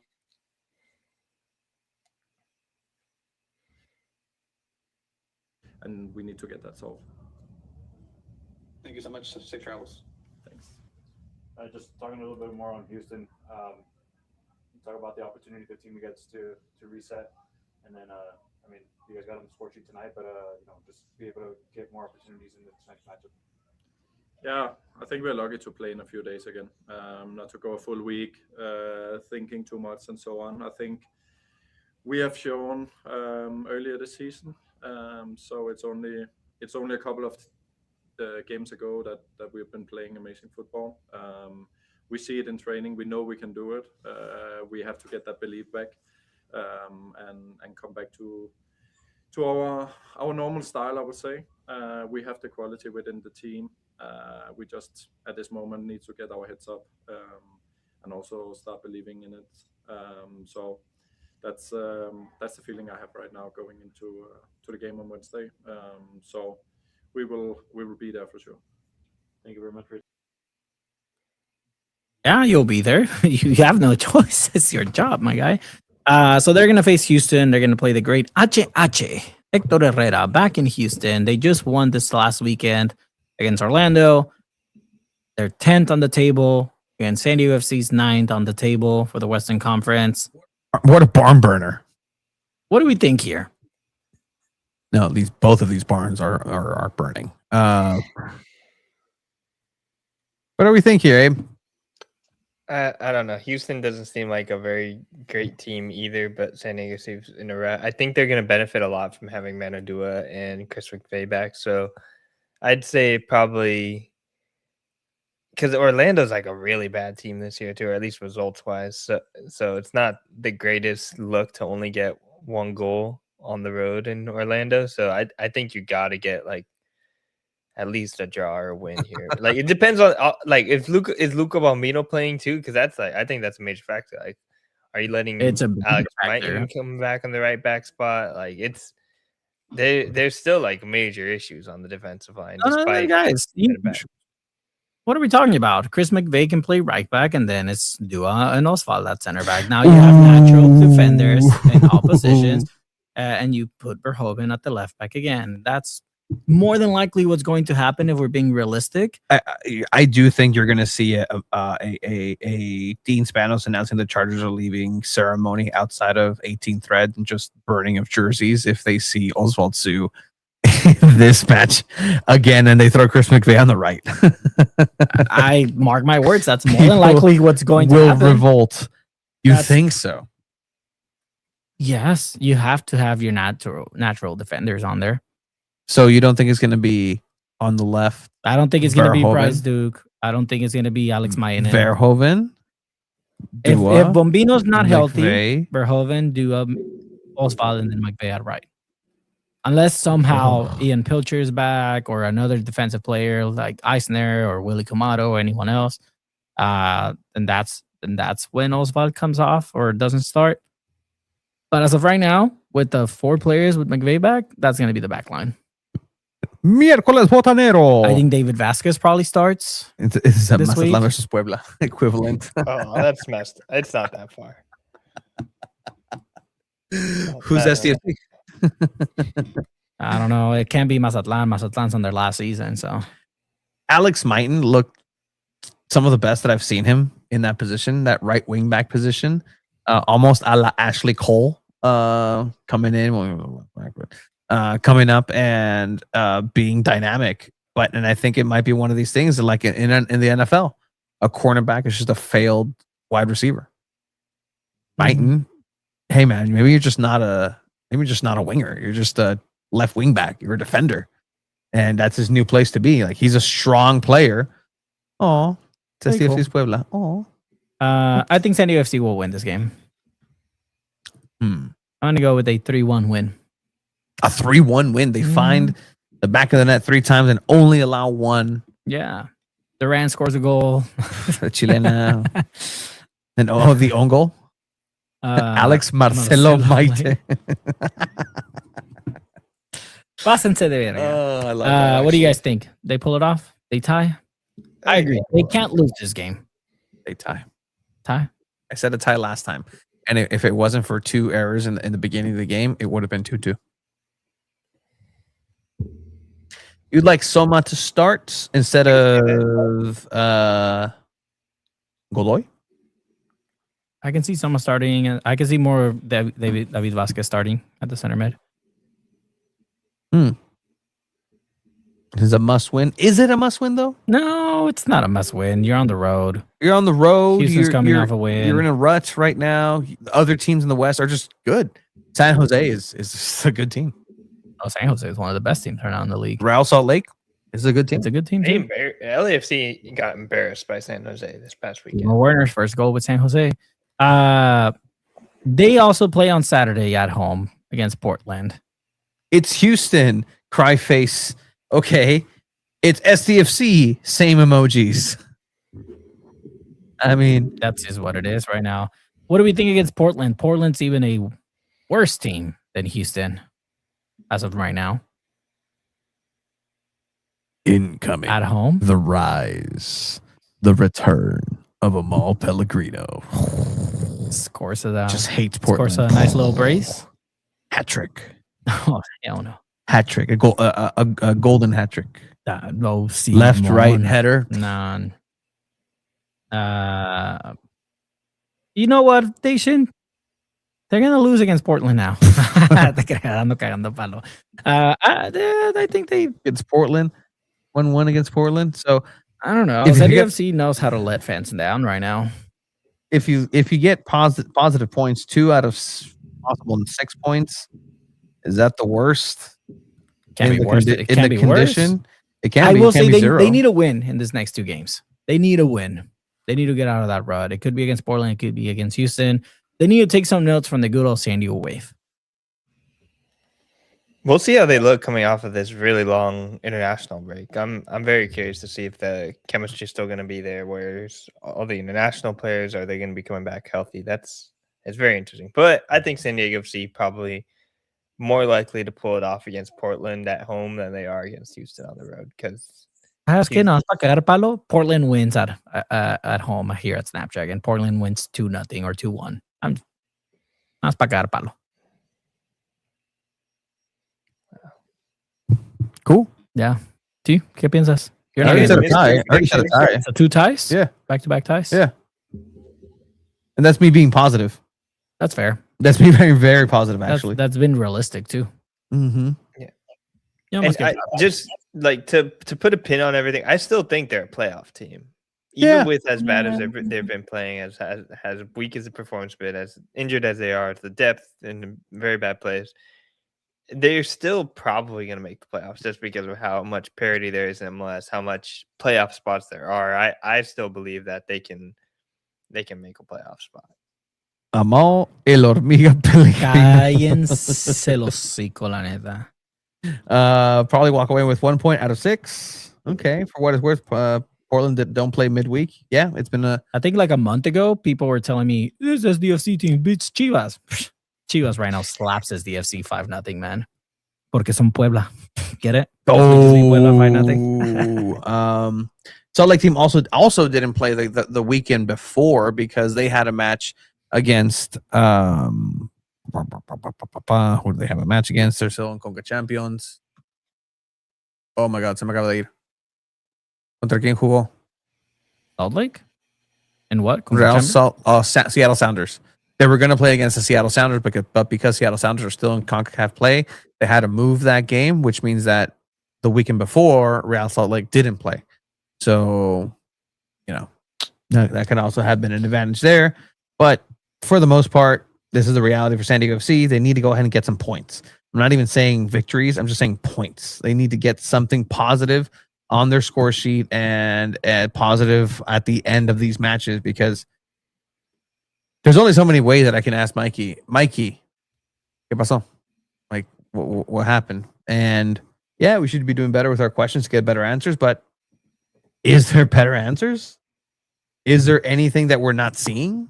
Is there anything that, that isn't Chucky Lozano related that could potentially turn this team around. She went with all the Mexican Americans. I'm sorry, am I not considered a Mexican because I'm Mexican American? Is that not Mexican? Correct, you're Mexican American. It's still Mexican. Yeah, but Mexican American. There's a Still dash for a Mexican. reason. It's Mexican American. It's Mexican. American. Hey, Are you ever going to bring up Chucky, or is that like a blacklisted subject? That's We've been talking about it this whole time. No. I think to Mikey in a press conference. Ooh. In what, and that's the thing, in what context? I think that the way that you frame it, or we have to frame it, hey, steer me correctly here. What's missing from the team, Mikey, in terms of star power, potential offensive prowess that you didn't have, that you had last season, that you're not seeing this season? Okay, that's an okay way to put it, but you still don't really say the Chucky thing while you hint at it. You could just say it outright, and it's okay for a journalist. Hey, Mikey, is there any chance of Chucky coming back at this point with the results? You could ask that. I think with the fair question is, all right, this team's really injured right now, and the team was a lot better offensively this time last year compared to where they are now. Yeah. All right, chat. If they don't win against Houston on Wednesday, I will ask about Chucky Lozano on Friday. Wow. But I don't know. What do we want from the chat? This is we have leverage right here. I don't Okay, so if they lose on Wednesday, I will ask about Chucky Lozano. Now they're like, don't do it. No longer. No, I'm gonna do it. And if I get blacklisted or Mikey yells at me and makes me cry, it's on you guys. I'm doing it for you guys. Crying is on you, but Abe, can you be there for moral support? I'll try and make it out just because I think I'd want to see that. But okay. I don't know how you properly phrase the question though, unless it's like there's missing spots in the left wing position. Why is Chucky Lozano not playing? Type of deal. Like it really doesn't, like there really is, like when you really think about it, it is kind of just like, well, he's not a good fit holistically. Is that what they're just gonna say? I don't know. People are really trying to stop you from asking now. Mikey, with the lack of results that have been happening with your club, is there maybe a future where you consider bringing back Eidevall Lozano to the roster to possibly change things? I wish the best for Eidevall, and Eidevall Lozano is not in our plans moving forward. We want to see him play in the World Cup. That's the answer. At this point, he's going to have to naturalize himself to be a Curacao native and essentially play that way. We try to transfer him over into the nation of New Zealand, but unfortunately, that paperwork hasn't come through. But yeah, I mean, yeah, no, that's going to be the answer. I'm letting you guys know right now. I'm going to ask it now, just nomás para palo, porque that's the mood. Pero si ganan, I don't think there's any reason to. If they win on Wednesday or tie, but if it's one of those ties that feels like a loss, then maybe it's still fair to ask. But the answer, I'm letting you guys know right now, the answer is we are moving forward with the players that are on our roster. He's currently not on our roster, so he's not in the plans of this club. Something along those lines. Like, if I get banned, you can't get mad at me if I get banned. I'm doing it for the chat. No, I can't get mad. I mean, I would be mad for you because that's terrible form from MLS comms. But hey, it's out for the debate. We'll see what SanDiego FC are able to pull off here at Houston away. Is it going to happen?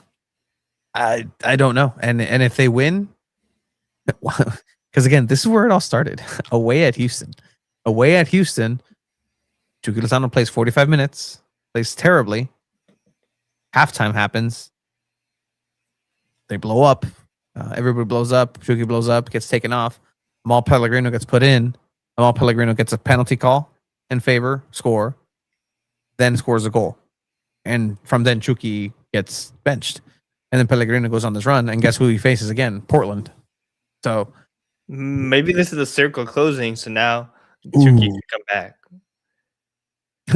I really also I was kind of hurt a couple.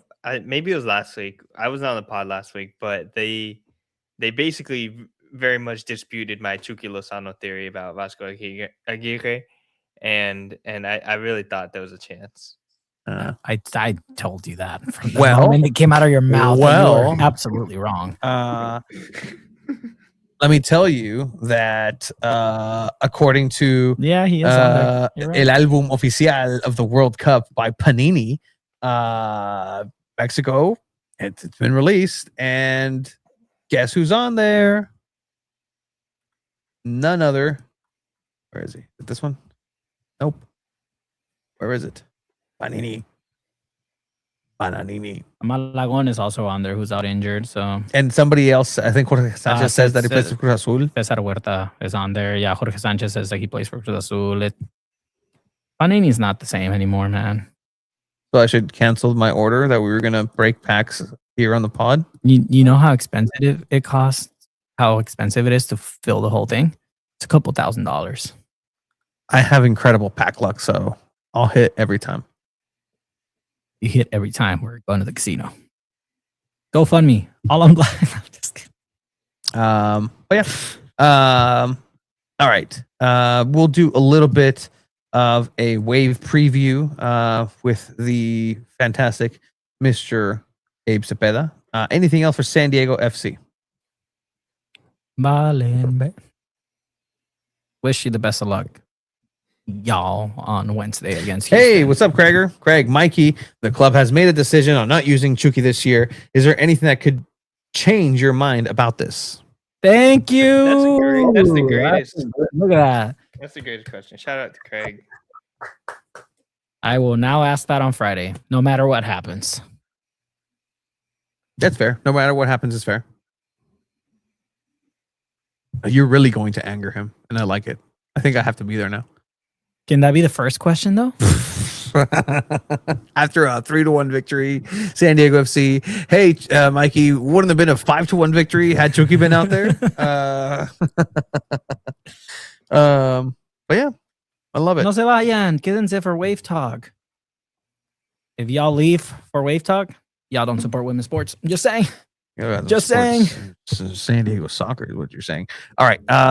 Good stuff for San Diego FC. Ahora sí, turn it around for San Diego Wave FC.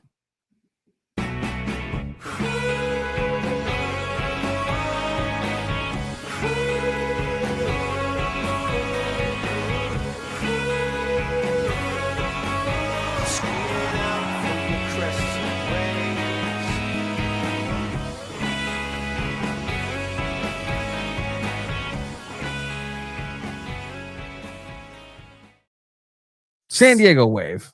They return after a 3-week international break.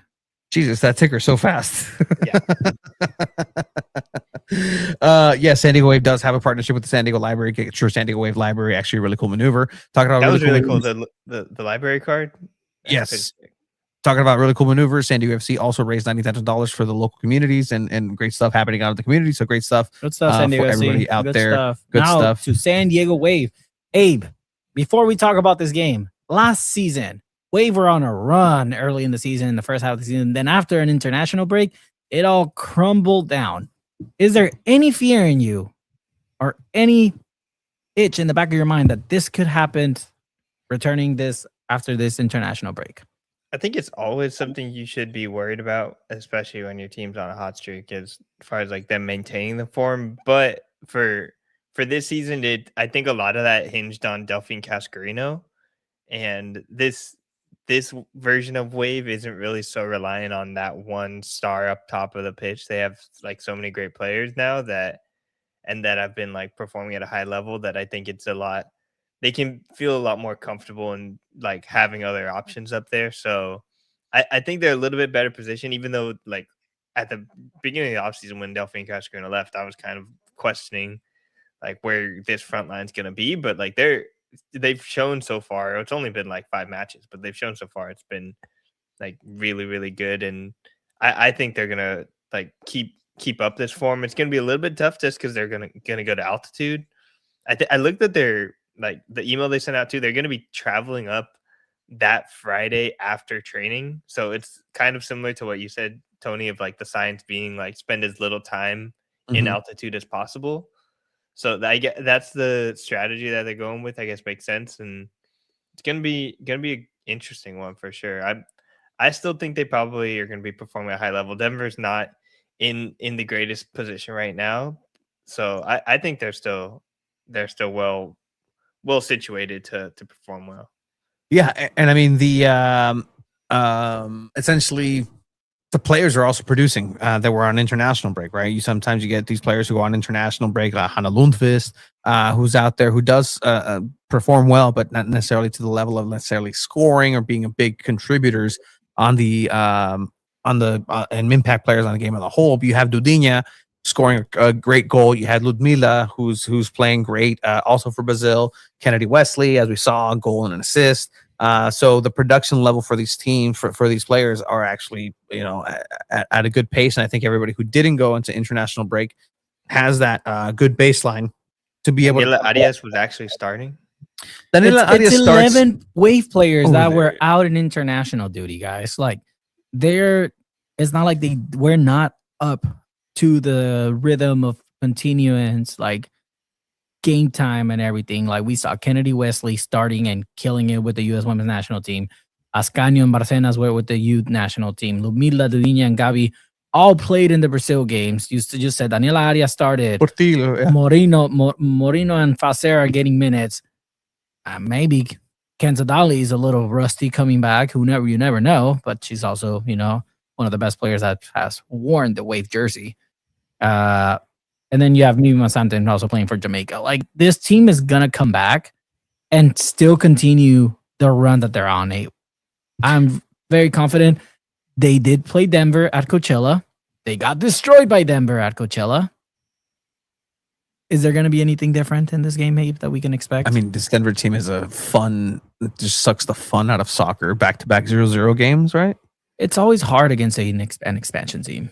I was excited about Denver coming off of Coachella. They played a fun style, and then the regular season started and it didn't really look that way at all, but they're still performing at a high level. So I think they have like an interesting element to the game. They have like really good players. I'm impressed by their roster build so far in year one, but it's still taking some time. Expansion team stuff hasn't really completely melded as well as it could. And I think San Diego Wave is going to benefit a lot from knowing each other, knowing how to like play together, and then not being like, I'm sure this international break is going to be affecting Denver too. And this is the first international break that they're like really dealing with during a regular season. So it's hard for any NWSL team to do that. I remember like year one for San Diego Wave, Casey Stoney was kind of like freaking out about it when there was an international break, and then the way that like the season was happening, and then also like integrating players back in. So I think Wave are probably better situated for this one. But it's not going to be easy. Denver lost their first game of the season, and they have not lost since. They tied 3 games and won 1. They haven't gotten scored in their last 2 games as well, or 3 games, correction. So this is going to be a tough game. I visualize it kind of like the Boston game, where it's going to be low scoring, maybe a 1-1 tie, anything like that.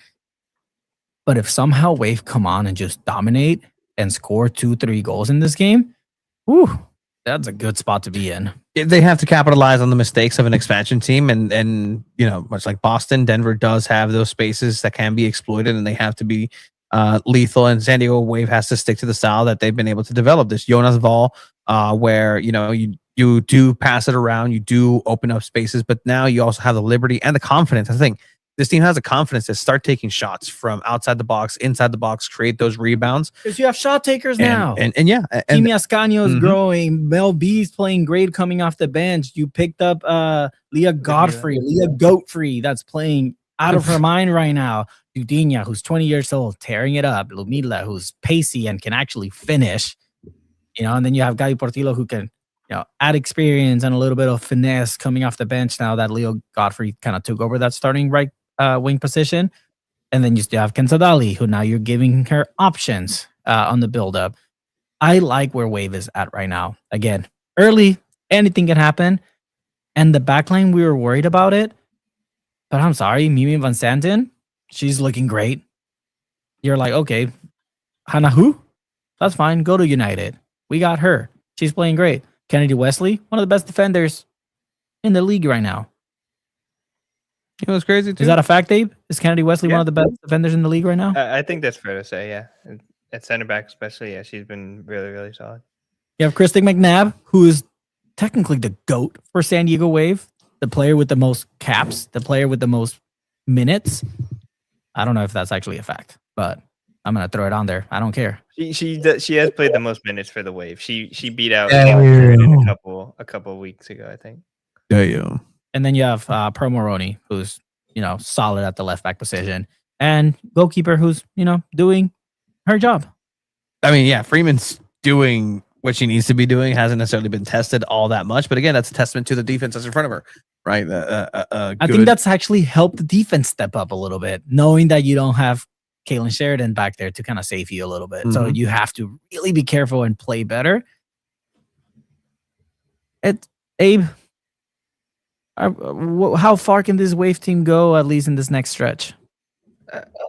If we're talking about stretch, let's see. You got Denver, and then you have Portland midweek, and then Bay FC, and then Angel City, and then Washington, and then you play Houston. So this is like a pretty tough stretch, honestly, because Portland's surprised a lot of people. It was a lot better than they expected. Bay FC had a pretty good off season, and then Angel City is also considered among top of the league and league contenders right now. So this is a pretty tough stretch, and I think it's if you started off well, especially against Denver, I think their momentum can really build. It feels different this year as far as momentum goes for the Wave. Once they when they're playing at a high level, they kind of just look really untouchable. Even in that Boston game where they didn't even play that well, it was just it felt inevitable that they were gonna add another one on.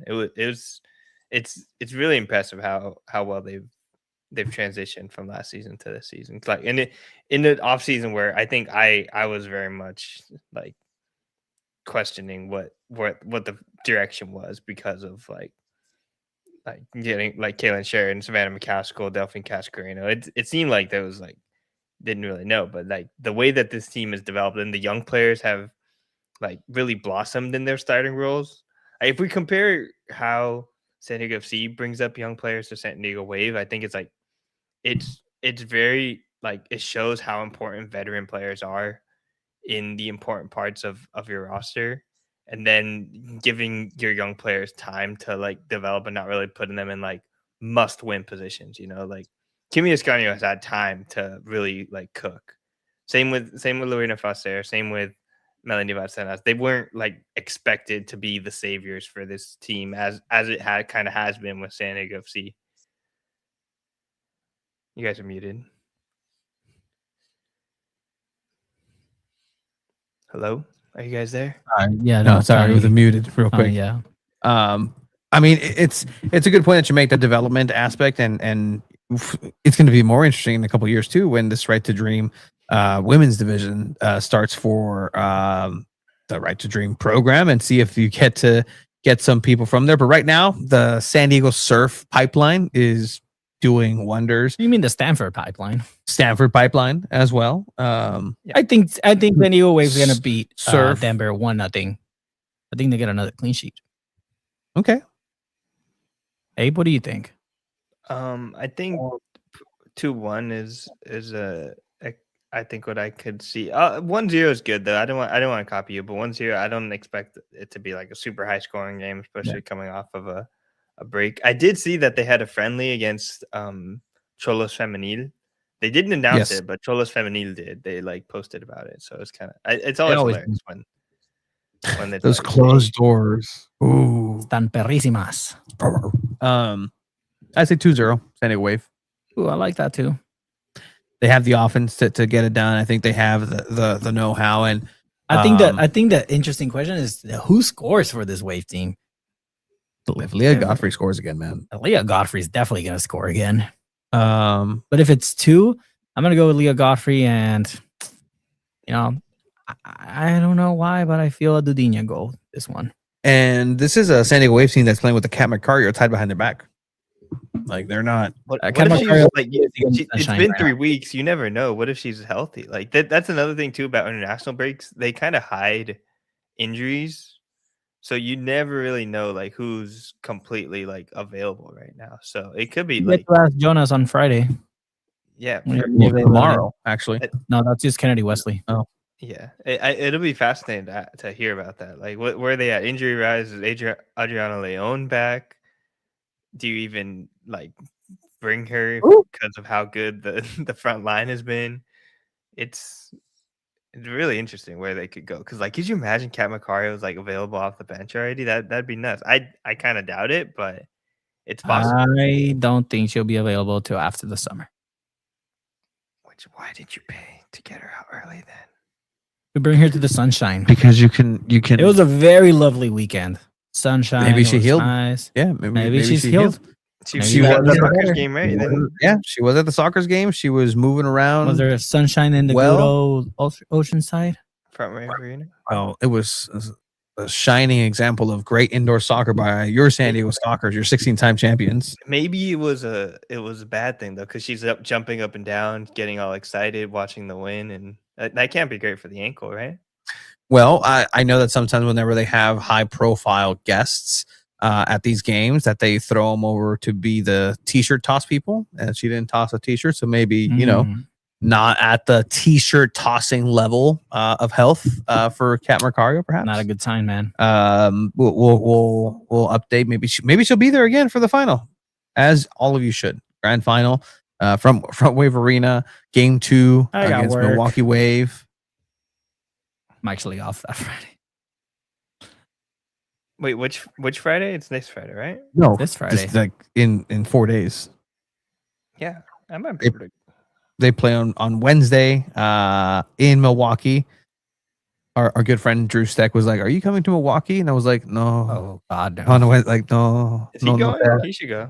No, he's actually going. He's actually going. Is he rooting for Milwaukee or for soccer? So I asked him essentially twofold, right? Like, hey, are you? What's your allegiance? Like, oh, I'm San Diego Soccer's all the way. I'm like, cool.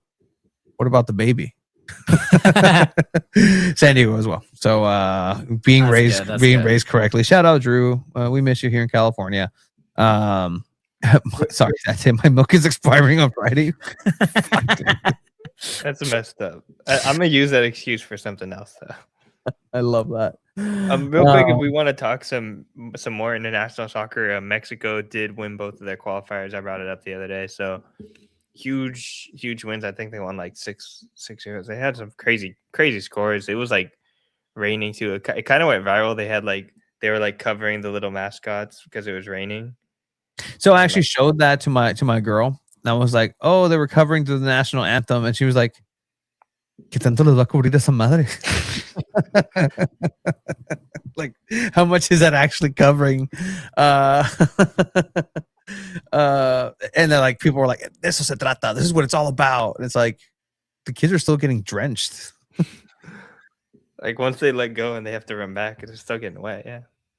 Go sit in the stands where you're gonna keep getting wet. It was cute. Here, let me see if I can. Yeah, and then Brazil two victories as well for Dudinha, Portillo, and Ludmila. Yeah, this is just funny. Scarlett Cambreros too, San Diego connection. Maria Sanchez as well made an appearance for Mexico. But Brazil played Canada too, and like Casey Stoney looked like she did not want to be there. It was only a 1-0 result, but I don't know what it was. There was a couple pictures going around of Casey Stoney sitting on the cooler, and it just didn't look great. I don't know, but she kind of like, I don't know, when your team's losing, I guess she always kind of looked pretty upset.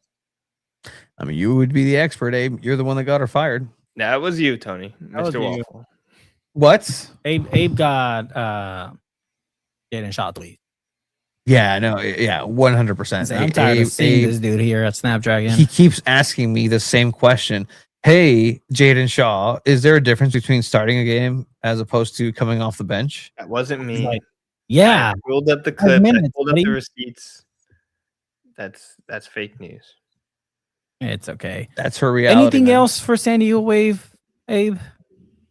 I know it's quick, but it's just a match preview. No, yeah, we talk a lot more about it next week. Yeah, I'm really fascinated to see what it looks like after this week, because it's like your international break, how much time, maybe somebody pressed during this like training window when you have like more time with different players. So you never know. Anything, like the team could change too, because like Jonas Eidevall is not afraid of like making big changes like that. Like I think he likes to be consistent, but after an international break, I wouldn't be surprised if we see some interesting changes. You know, you could get like a quicker sub on from Melanie Stenash or something too, because like now she's still coming back from injury technically too. So maybe instead of coming on 70th minute, it's like 60th minute or second half in the 46th minute. It'll be interesting to see how much this team changes and how much their identity continues to develop over the year. I like that. All right. Well, thank you, Abe. And I mean, obviously, we're still going to have you here because we have our last segment and we're committing to it because we got to do a breakdown of Group C for the World Cup.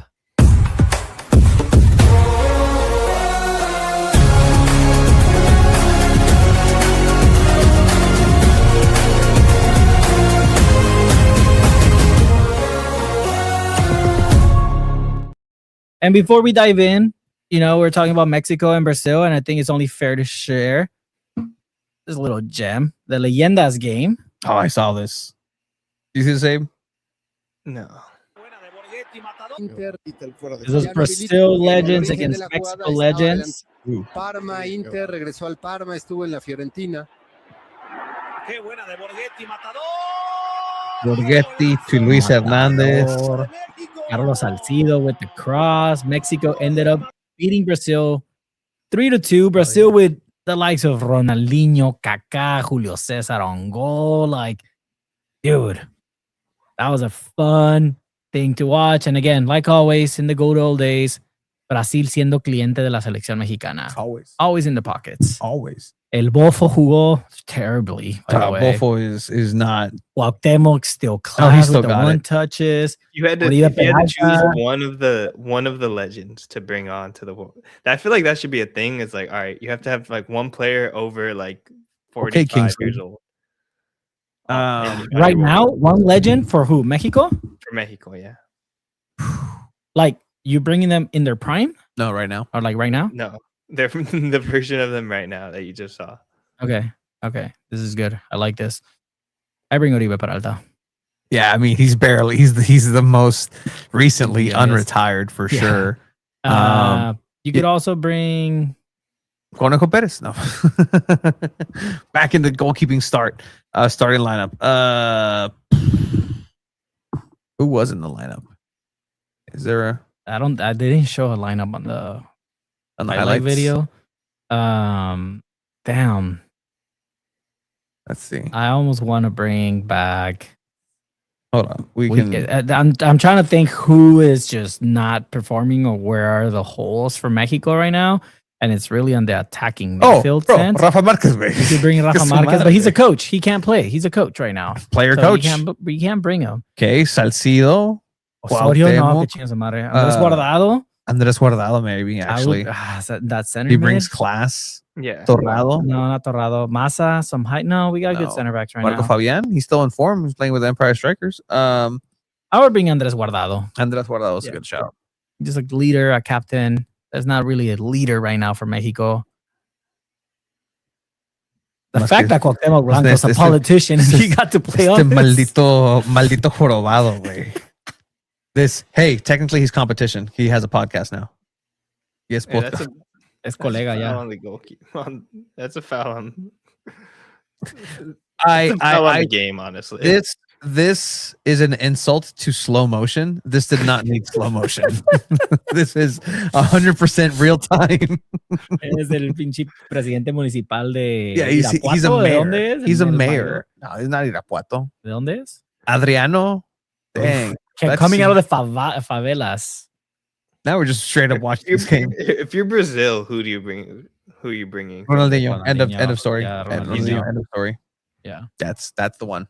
That's the one. Like No. a geriatric Ronaldinho came to Querétaro once and just created absolute magic, and he had no right in doing so. Look at him. Look at him. Look at him. Look at him go. Was born, man. Look at him go. Look at him go. Learning from Ronaldinho. Clase Ronaldinho. Adriano was very underrated too.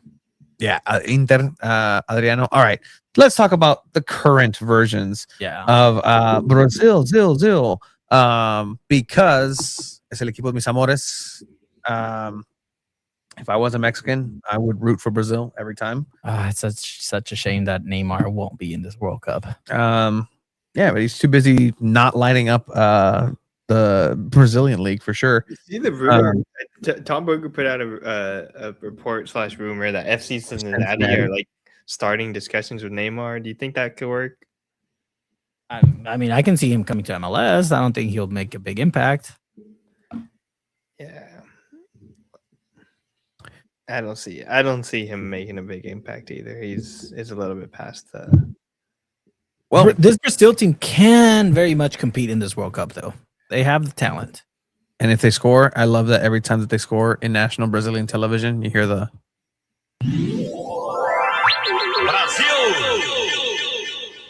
I love that sound effect. All right, so let's talk about Brazil. Not about that. Brazil. Team profile, the Group C, El Grupo C. Group for that includes Brazil. How did Brazil get here? They got here by the form, not by automatic qualification like Mexico did, but they did get in here. Let me, if I can do this smaller, bigger. How can I do this, Chiba? Oh, what? Gotcha. All right, so introduction. This is from the official FIFA source. This is from the official FIFA media access that we get. Brazil will be competing at the FIFA World Cup for a record extending 23rd time this year. The Seleção are the only team to have appeared at every edition of the global showpiece, which in 2026 will take place for the first time across Canada, Mexico, and the United States.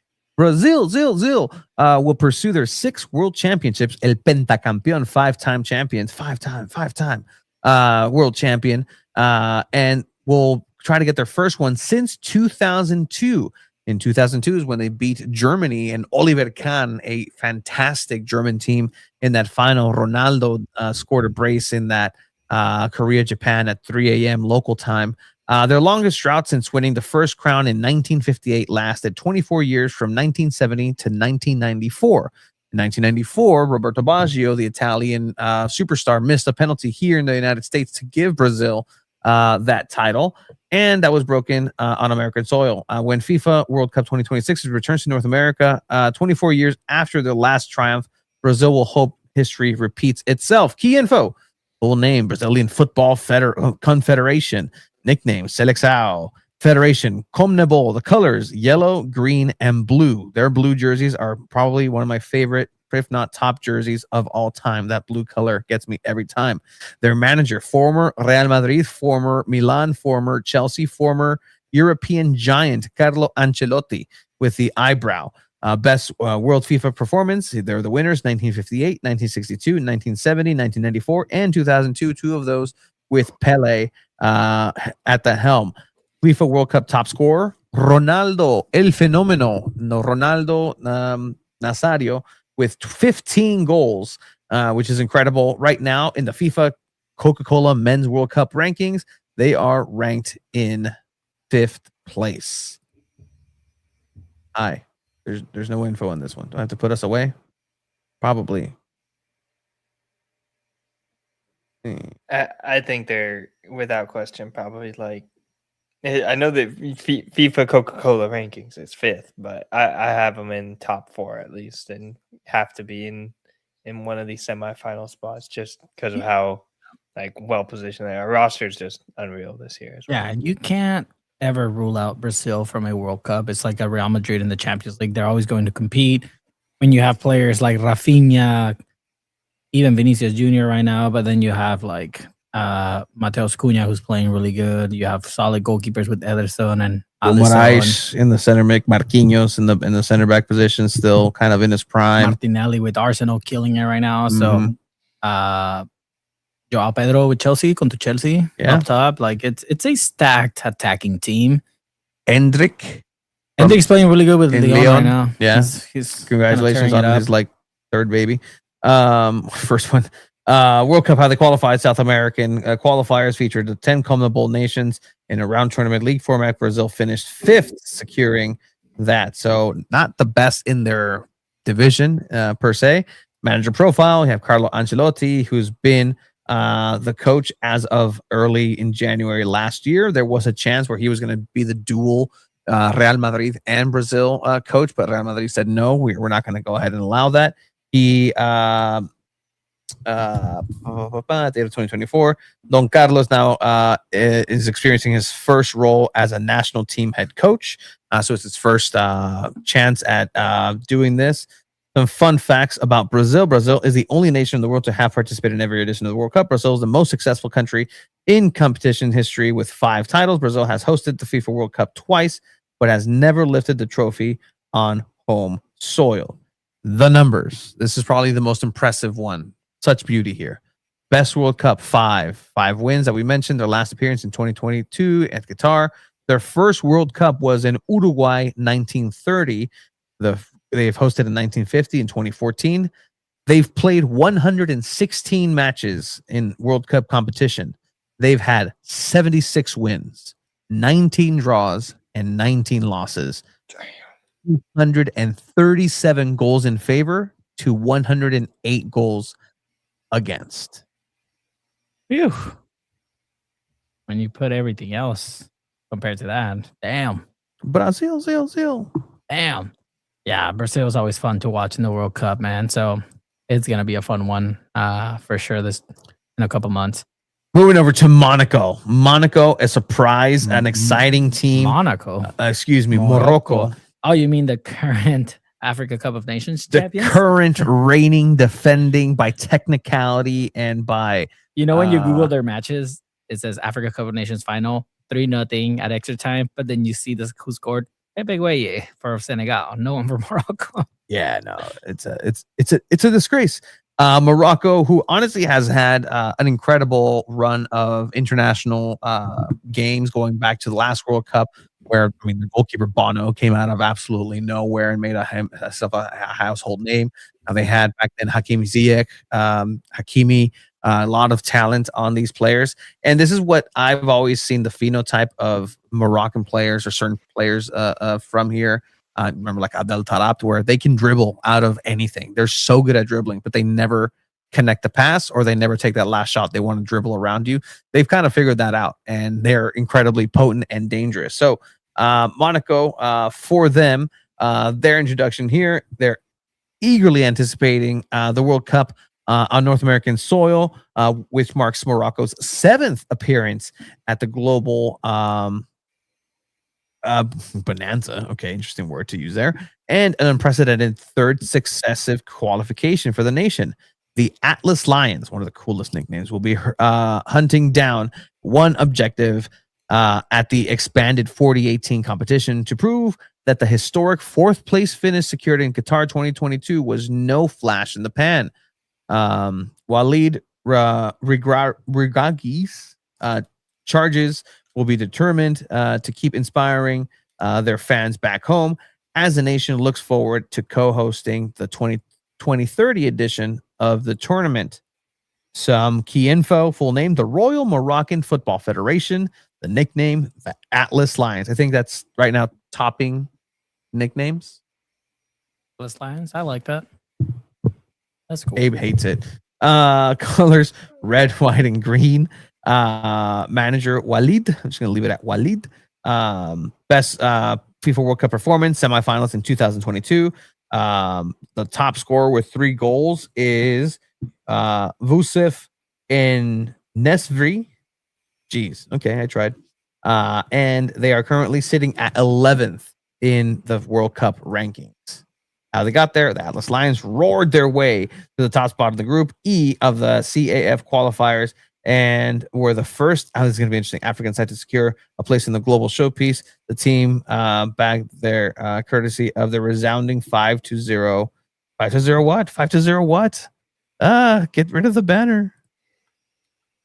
5-0. Success over Niger on September 5th. Oh, okay. Whew. That's the guy you don't want to piss off. Like that's just class.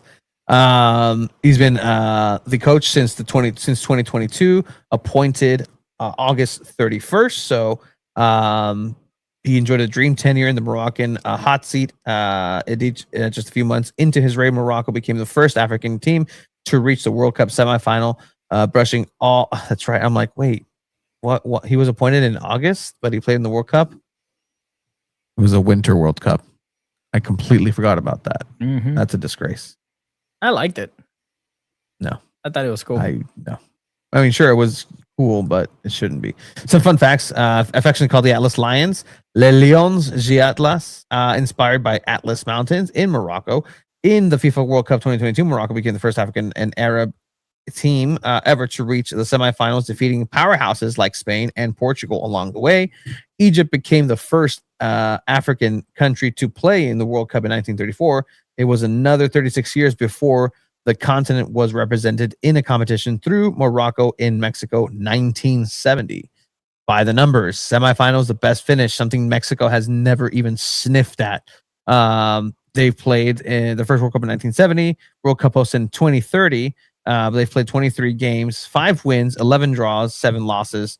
Yet they've made a semifinal, 20 goals for, 27 against in 7 World Cup appearances. They're a dark horse for sure, and just how they were 4 years ago, they can still compete, and they're gonna be a fun one to watch. Scotland. How did Scotland get here?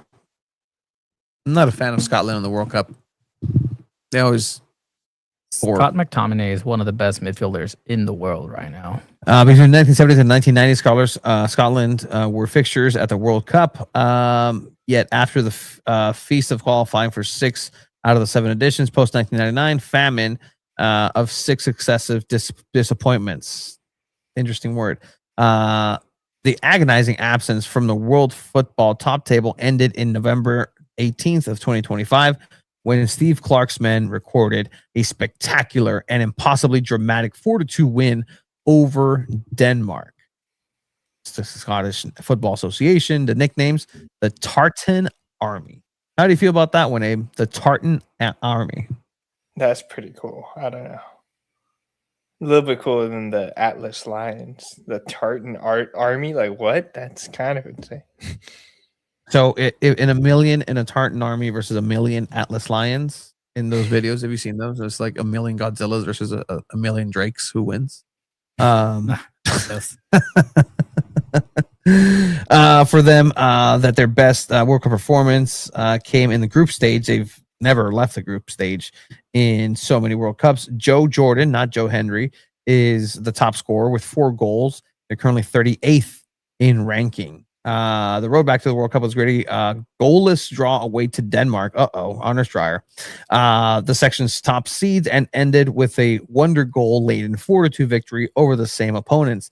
In between, Scotland dugout victories over Greece, Belarus at Hampton, also beating Belarus away later 3-0 in Athens, and with Denmark only needing to beat the Belarusians at home, it seems certain that an automatic qualification would elude them once more. Belarus claiming an unlikely point in Copenhagen set up the fateful finale. However, a goal from Scott McTominay, the Scot.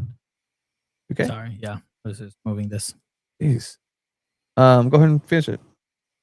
3 of the among the all-time best in stoppage time then sealed their ticket to the World Cup. Stephen Clark right there, a typical Scottish man. Some fun facts. Over 150 years ago, Glasgow was the scene of the very first official international match in history of association football. Scotland and England went head-to-head on November 30th, 1872 Drawing 0-0. Yeah, I don't think Scotland's used any, like, it's just a team that's there. They're not going to really make a run for anything.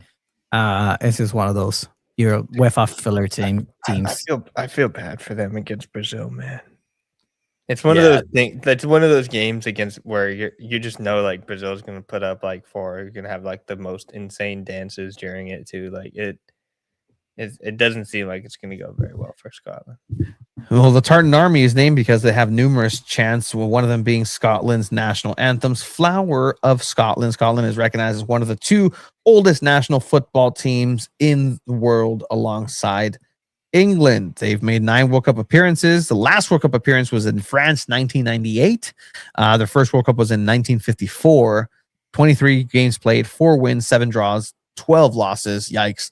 25 goals for, 41 against. It's not that bad. I mean, again, like they don't have the most interesting players. Like Scott McTominay is their best player, and then Robertson, the left back, it's also pretty solid. But other than that, it's just a team that's going to be there. But another team that's just going to be there, and this is the team that's going to have Scotland scoring the most goals, is Haiti. Because again, everybody's invited to this party, including Haiti. Haiti, okay. Introduction. Haiti are heading to the World Cup 2026 in what would be the Islanders' first appearance in FIFA's flagship event since 1974. Great one sentence, guys. Key info: Haitian Football Federation, Les Grenadiers, Confederation CONCACAF, colors blue, red, and white. Manager Sebastian Ming, and group stage was their best finish in their only World Cup. Emmanuel Sanon with 2 goals as their top overall scorer. They're currently 84th in world ranking. Le Grenadiers successfully navigated through both of the rounds, and they faced a CONCACAF qualifying in the second round. They finished runners-up in Group C behind Curaçao with 3 wins and just 1 loss in 4 matches. And the Haitians' only defeat came in a 5-1 demolition, I say that, by the Blue Wave, who are also bound for North America. In the third round, in a highly competitive group comprised of nations with more World Cup pedigree, in the shape of Costa Rica, Honduras, as well as Nicaragua, Haiti suffered a single defeat, a 3-0 reverse away to Honduras, and more importantly, took 4 points from Costa Ricans to secure the first place in Group C. Great, get the Costa Ricans out of there. The Haitians had every reason to celebrate a scoreless stalemate between Los Ticos and Honduras, which they followed up by beating Nicaragua 2-0 to confirm the return to the World Cup for the first time since 1974. Sebastian Ming, he has pedigree in this poor team's gonna get destroyed by every team. Yeah, after stepping in what was it, like Thailand in a Euro or something, they got their ass handed to. After stepping into the coach at the tender age of 26, he became a familiar figure on the touchlines across France and enjoyed notable spells as Jean-Pierre Papin's right-hand man in Strasbourg and Lens before striking out on his own in the world national team stints in charge of Oman, Congo, the Democratic Republic of Congo, and Togo. Followed by he took the reins in Kenya. So this was been everywhere. Equatorial New Guinea. All right. Fun facts. We already went. The country's motto: "Unity makes strength," which makes us proudly written on their flag. 1974 World Cup. Their striker Sanon scored a goal against Italy that broke an incredible run by goalkeeper Dino Zouf, who had gone more than 1,100 minutes without receiving and conceding a goal. To reach the 74 World Cup, they achieved the unthinkable. They knocked Mexico out in the qualifiers. That upset me. I'm not gonna lie. Yes, let's stop reading this facts. At that time, there was only 1 ticket and for the entire zone, and the Haitians overcame El Tri to take only available spot. I hope every single team destroys you, Haiti. Every single team goes after you. What is this? 2 World Cup appearances in West Germany, 1974. There's a second World Cup appearance, 2026. They've played 3. They lost 3. 2 goals in favor. 14 goals against in 3 games. Let's double that. Double it and pass it. Double it and pass it to the next guy. For sure. So that's Haiti. That's Group C.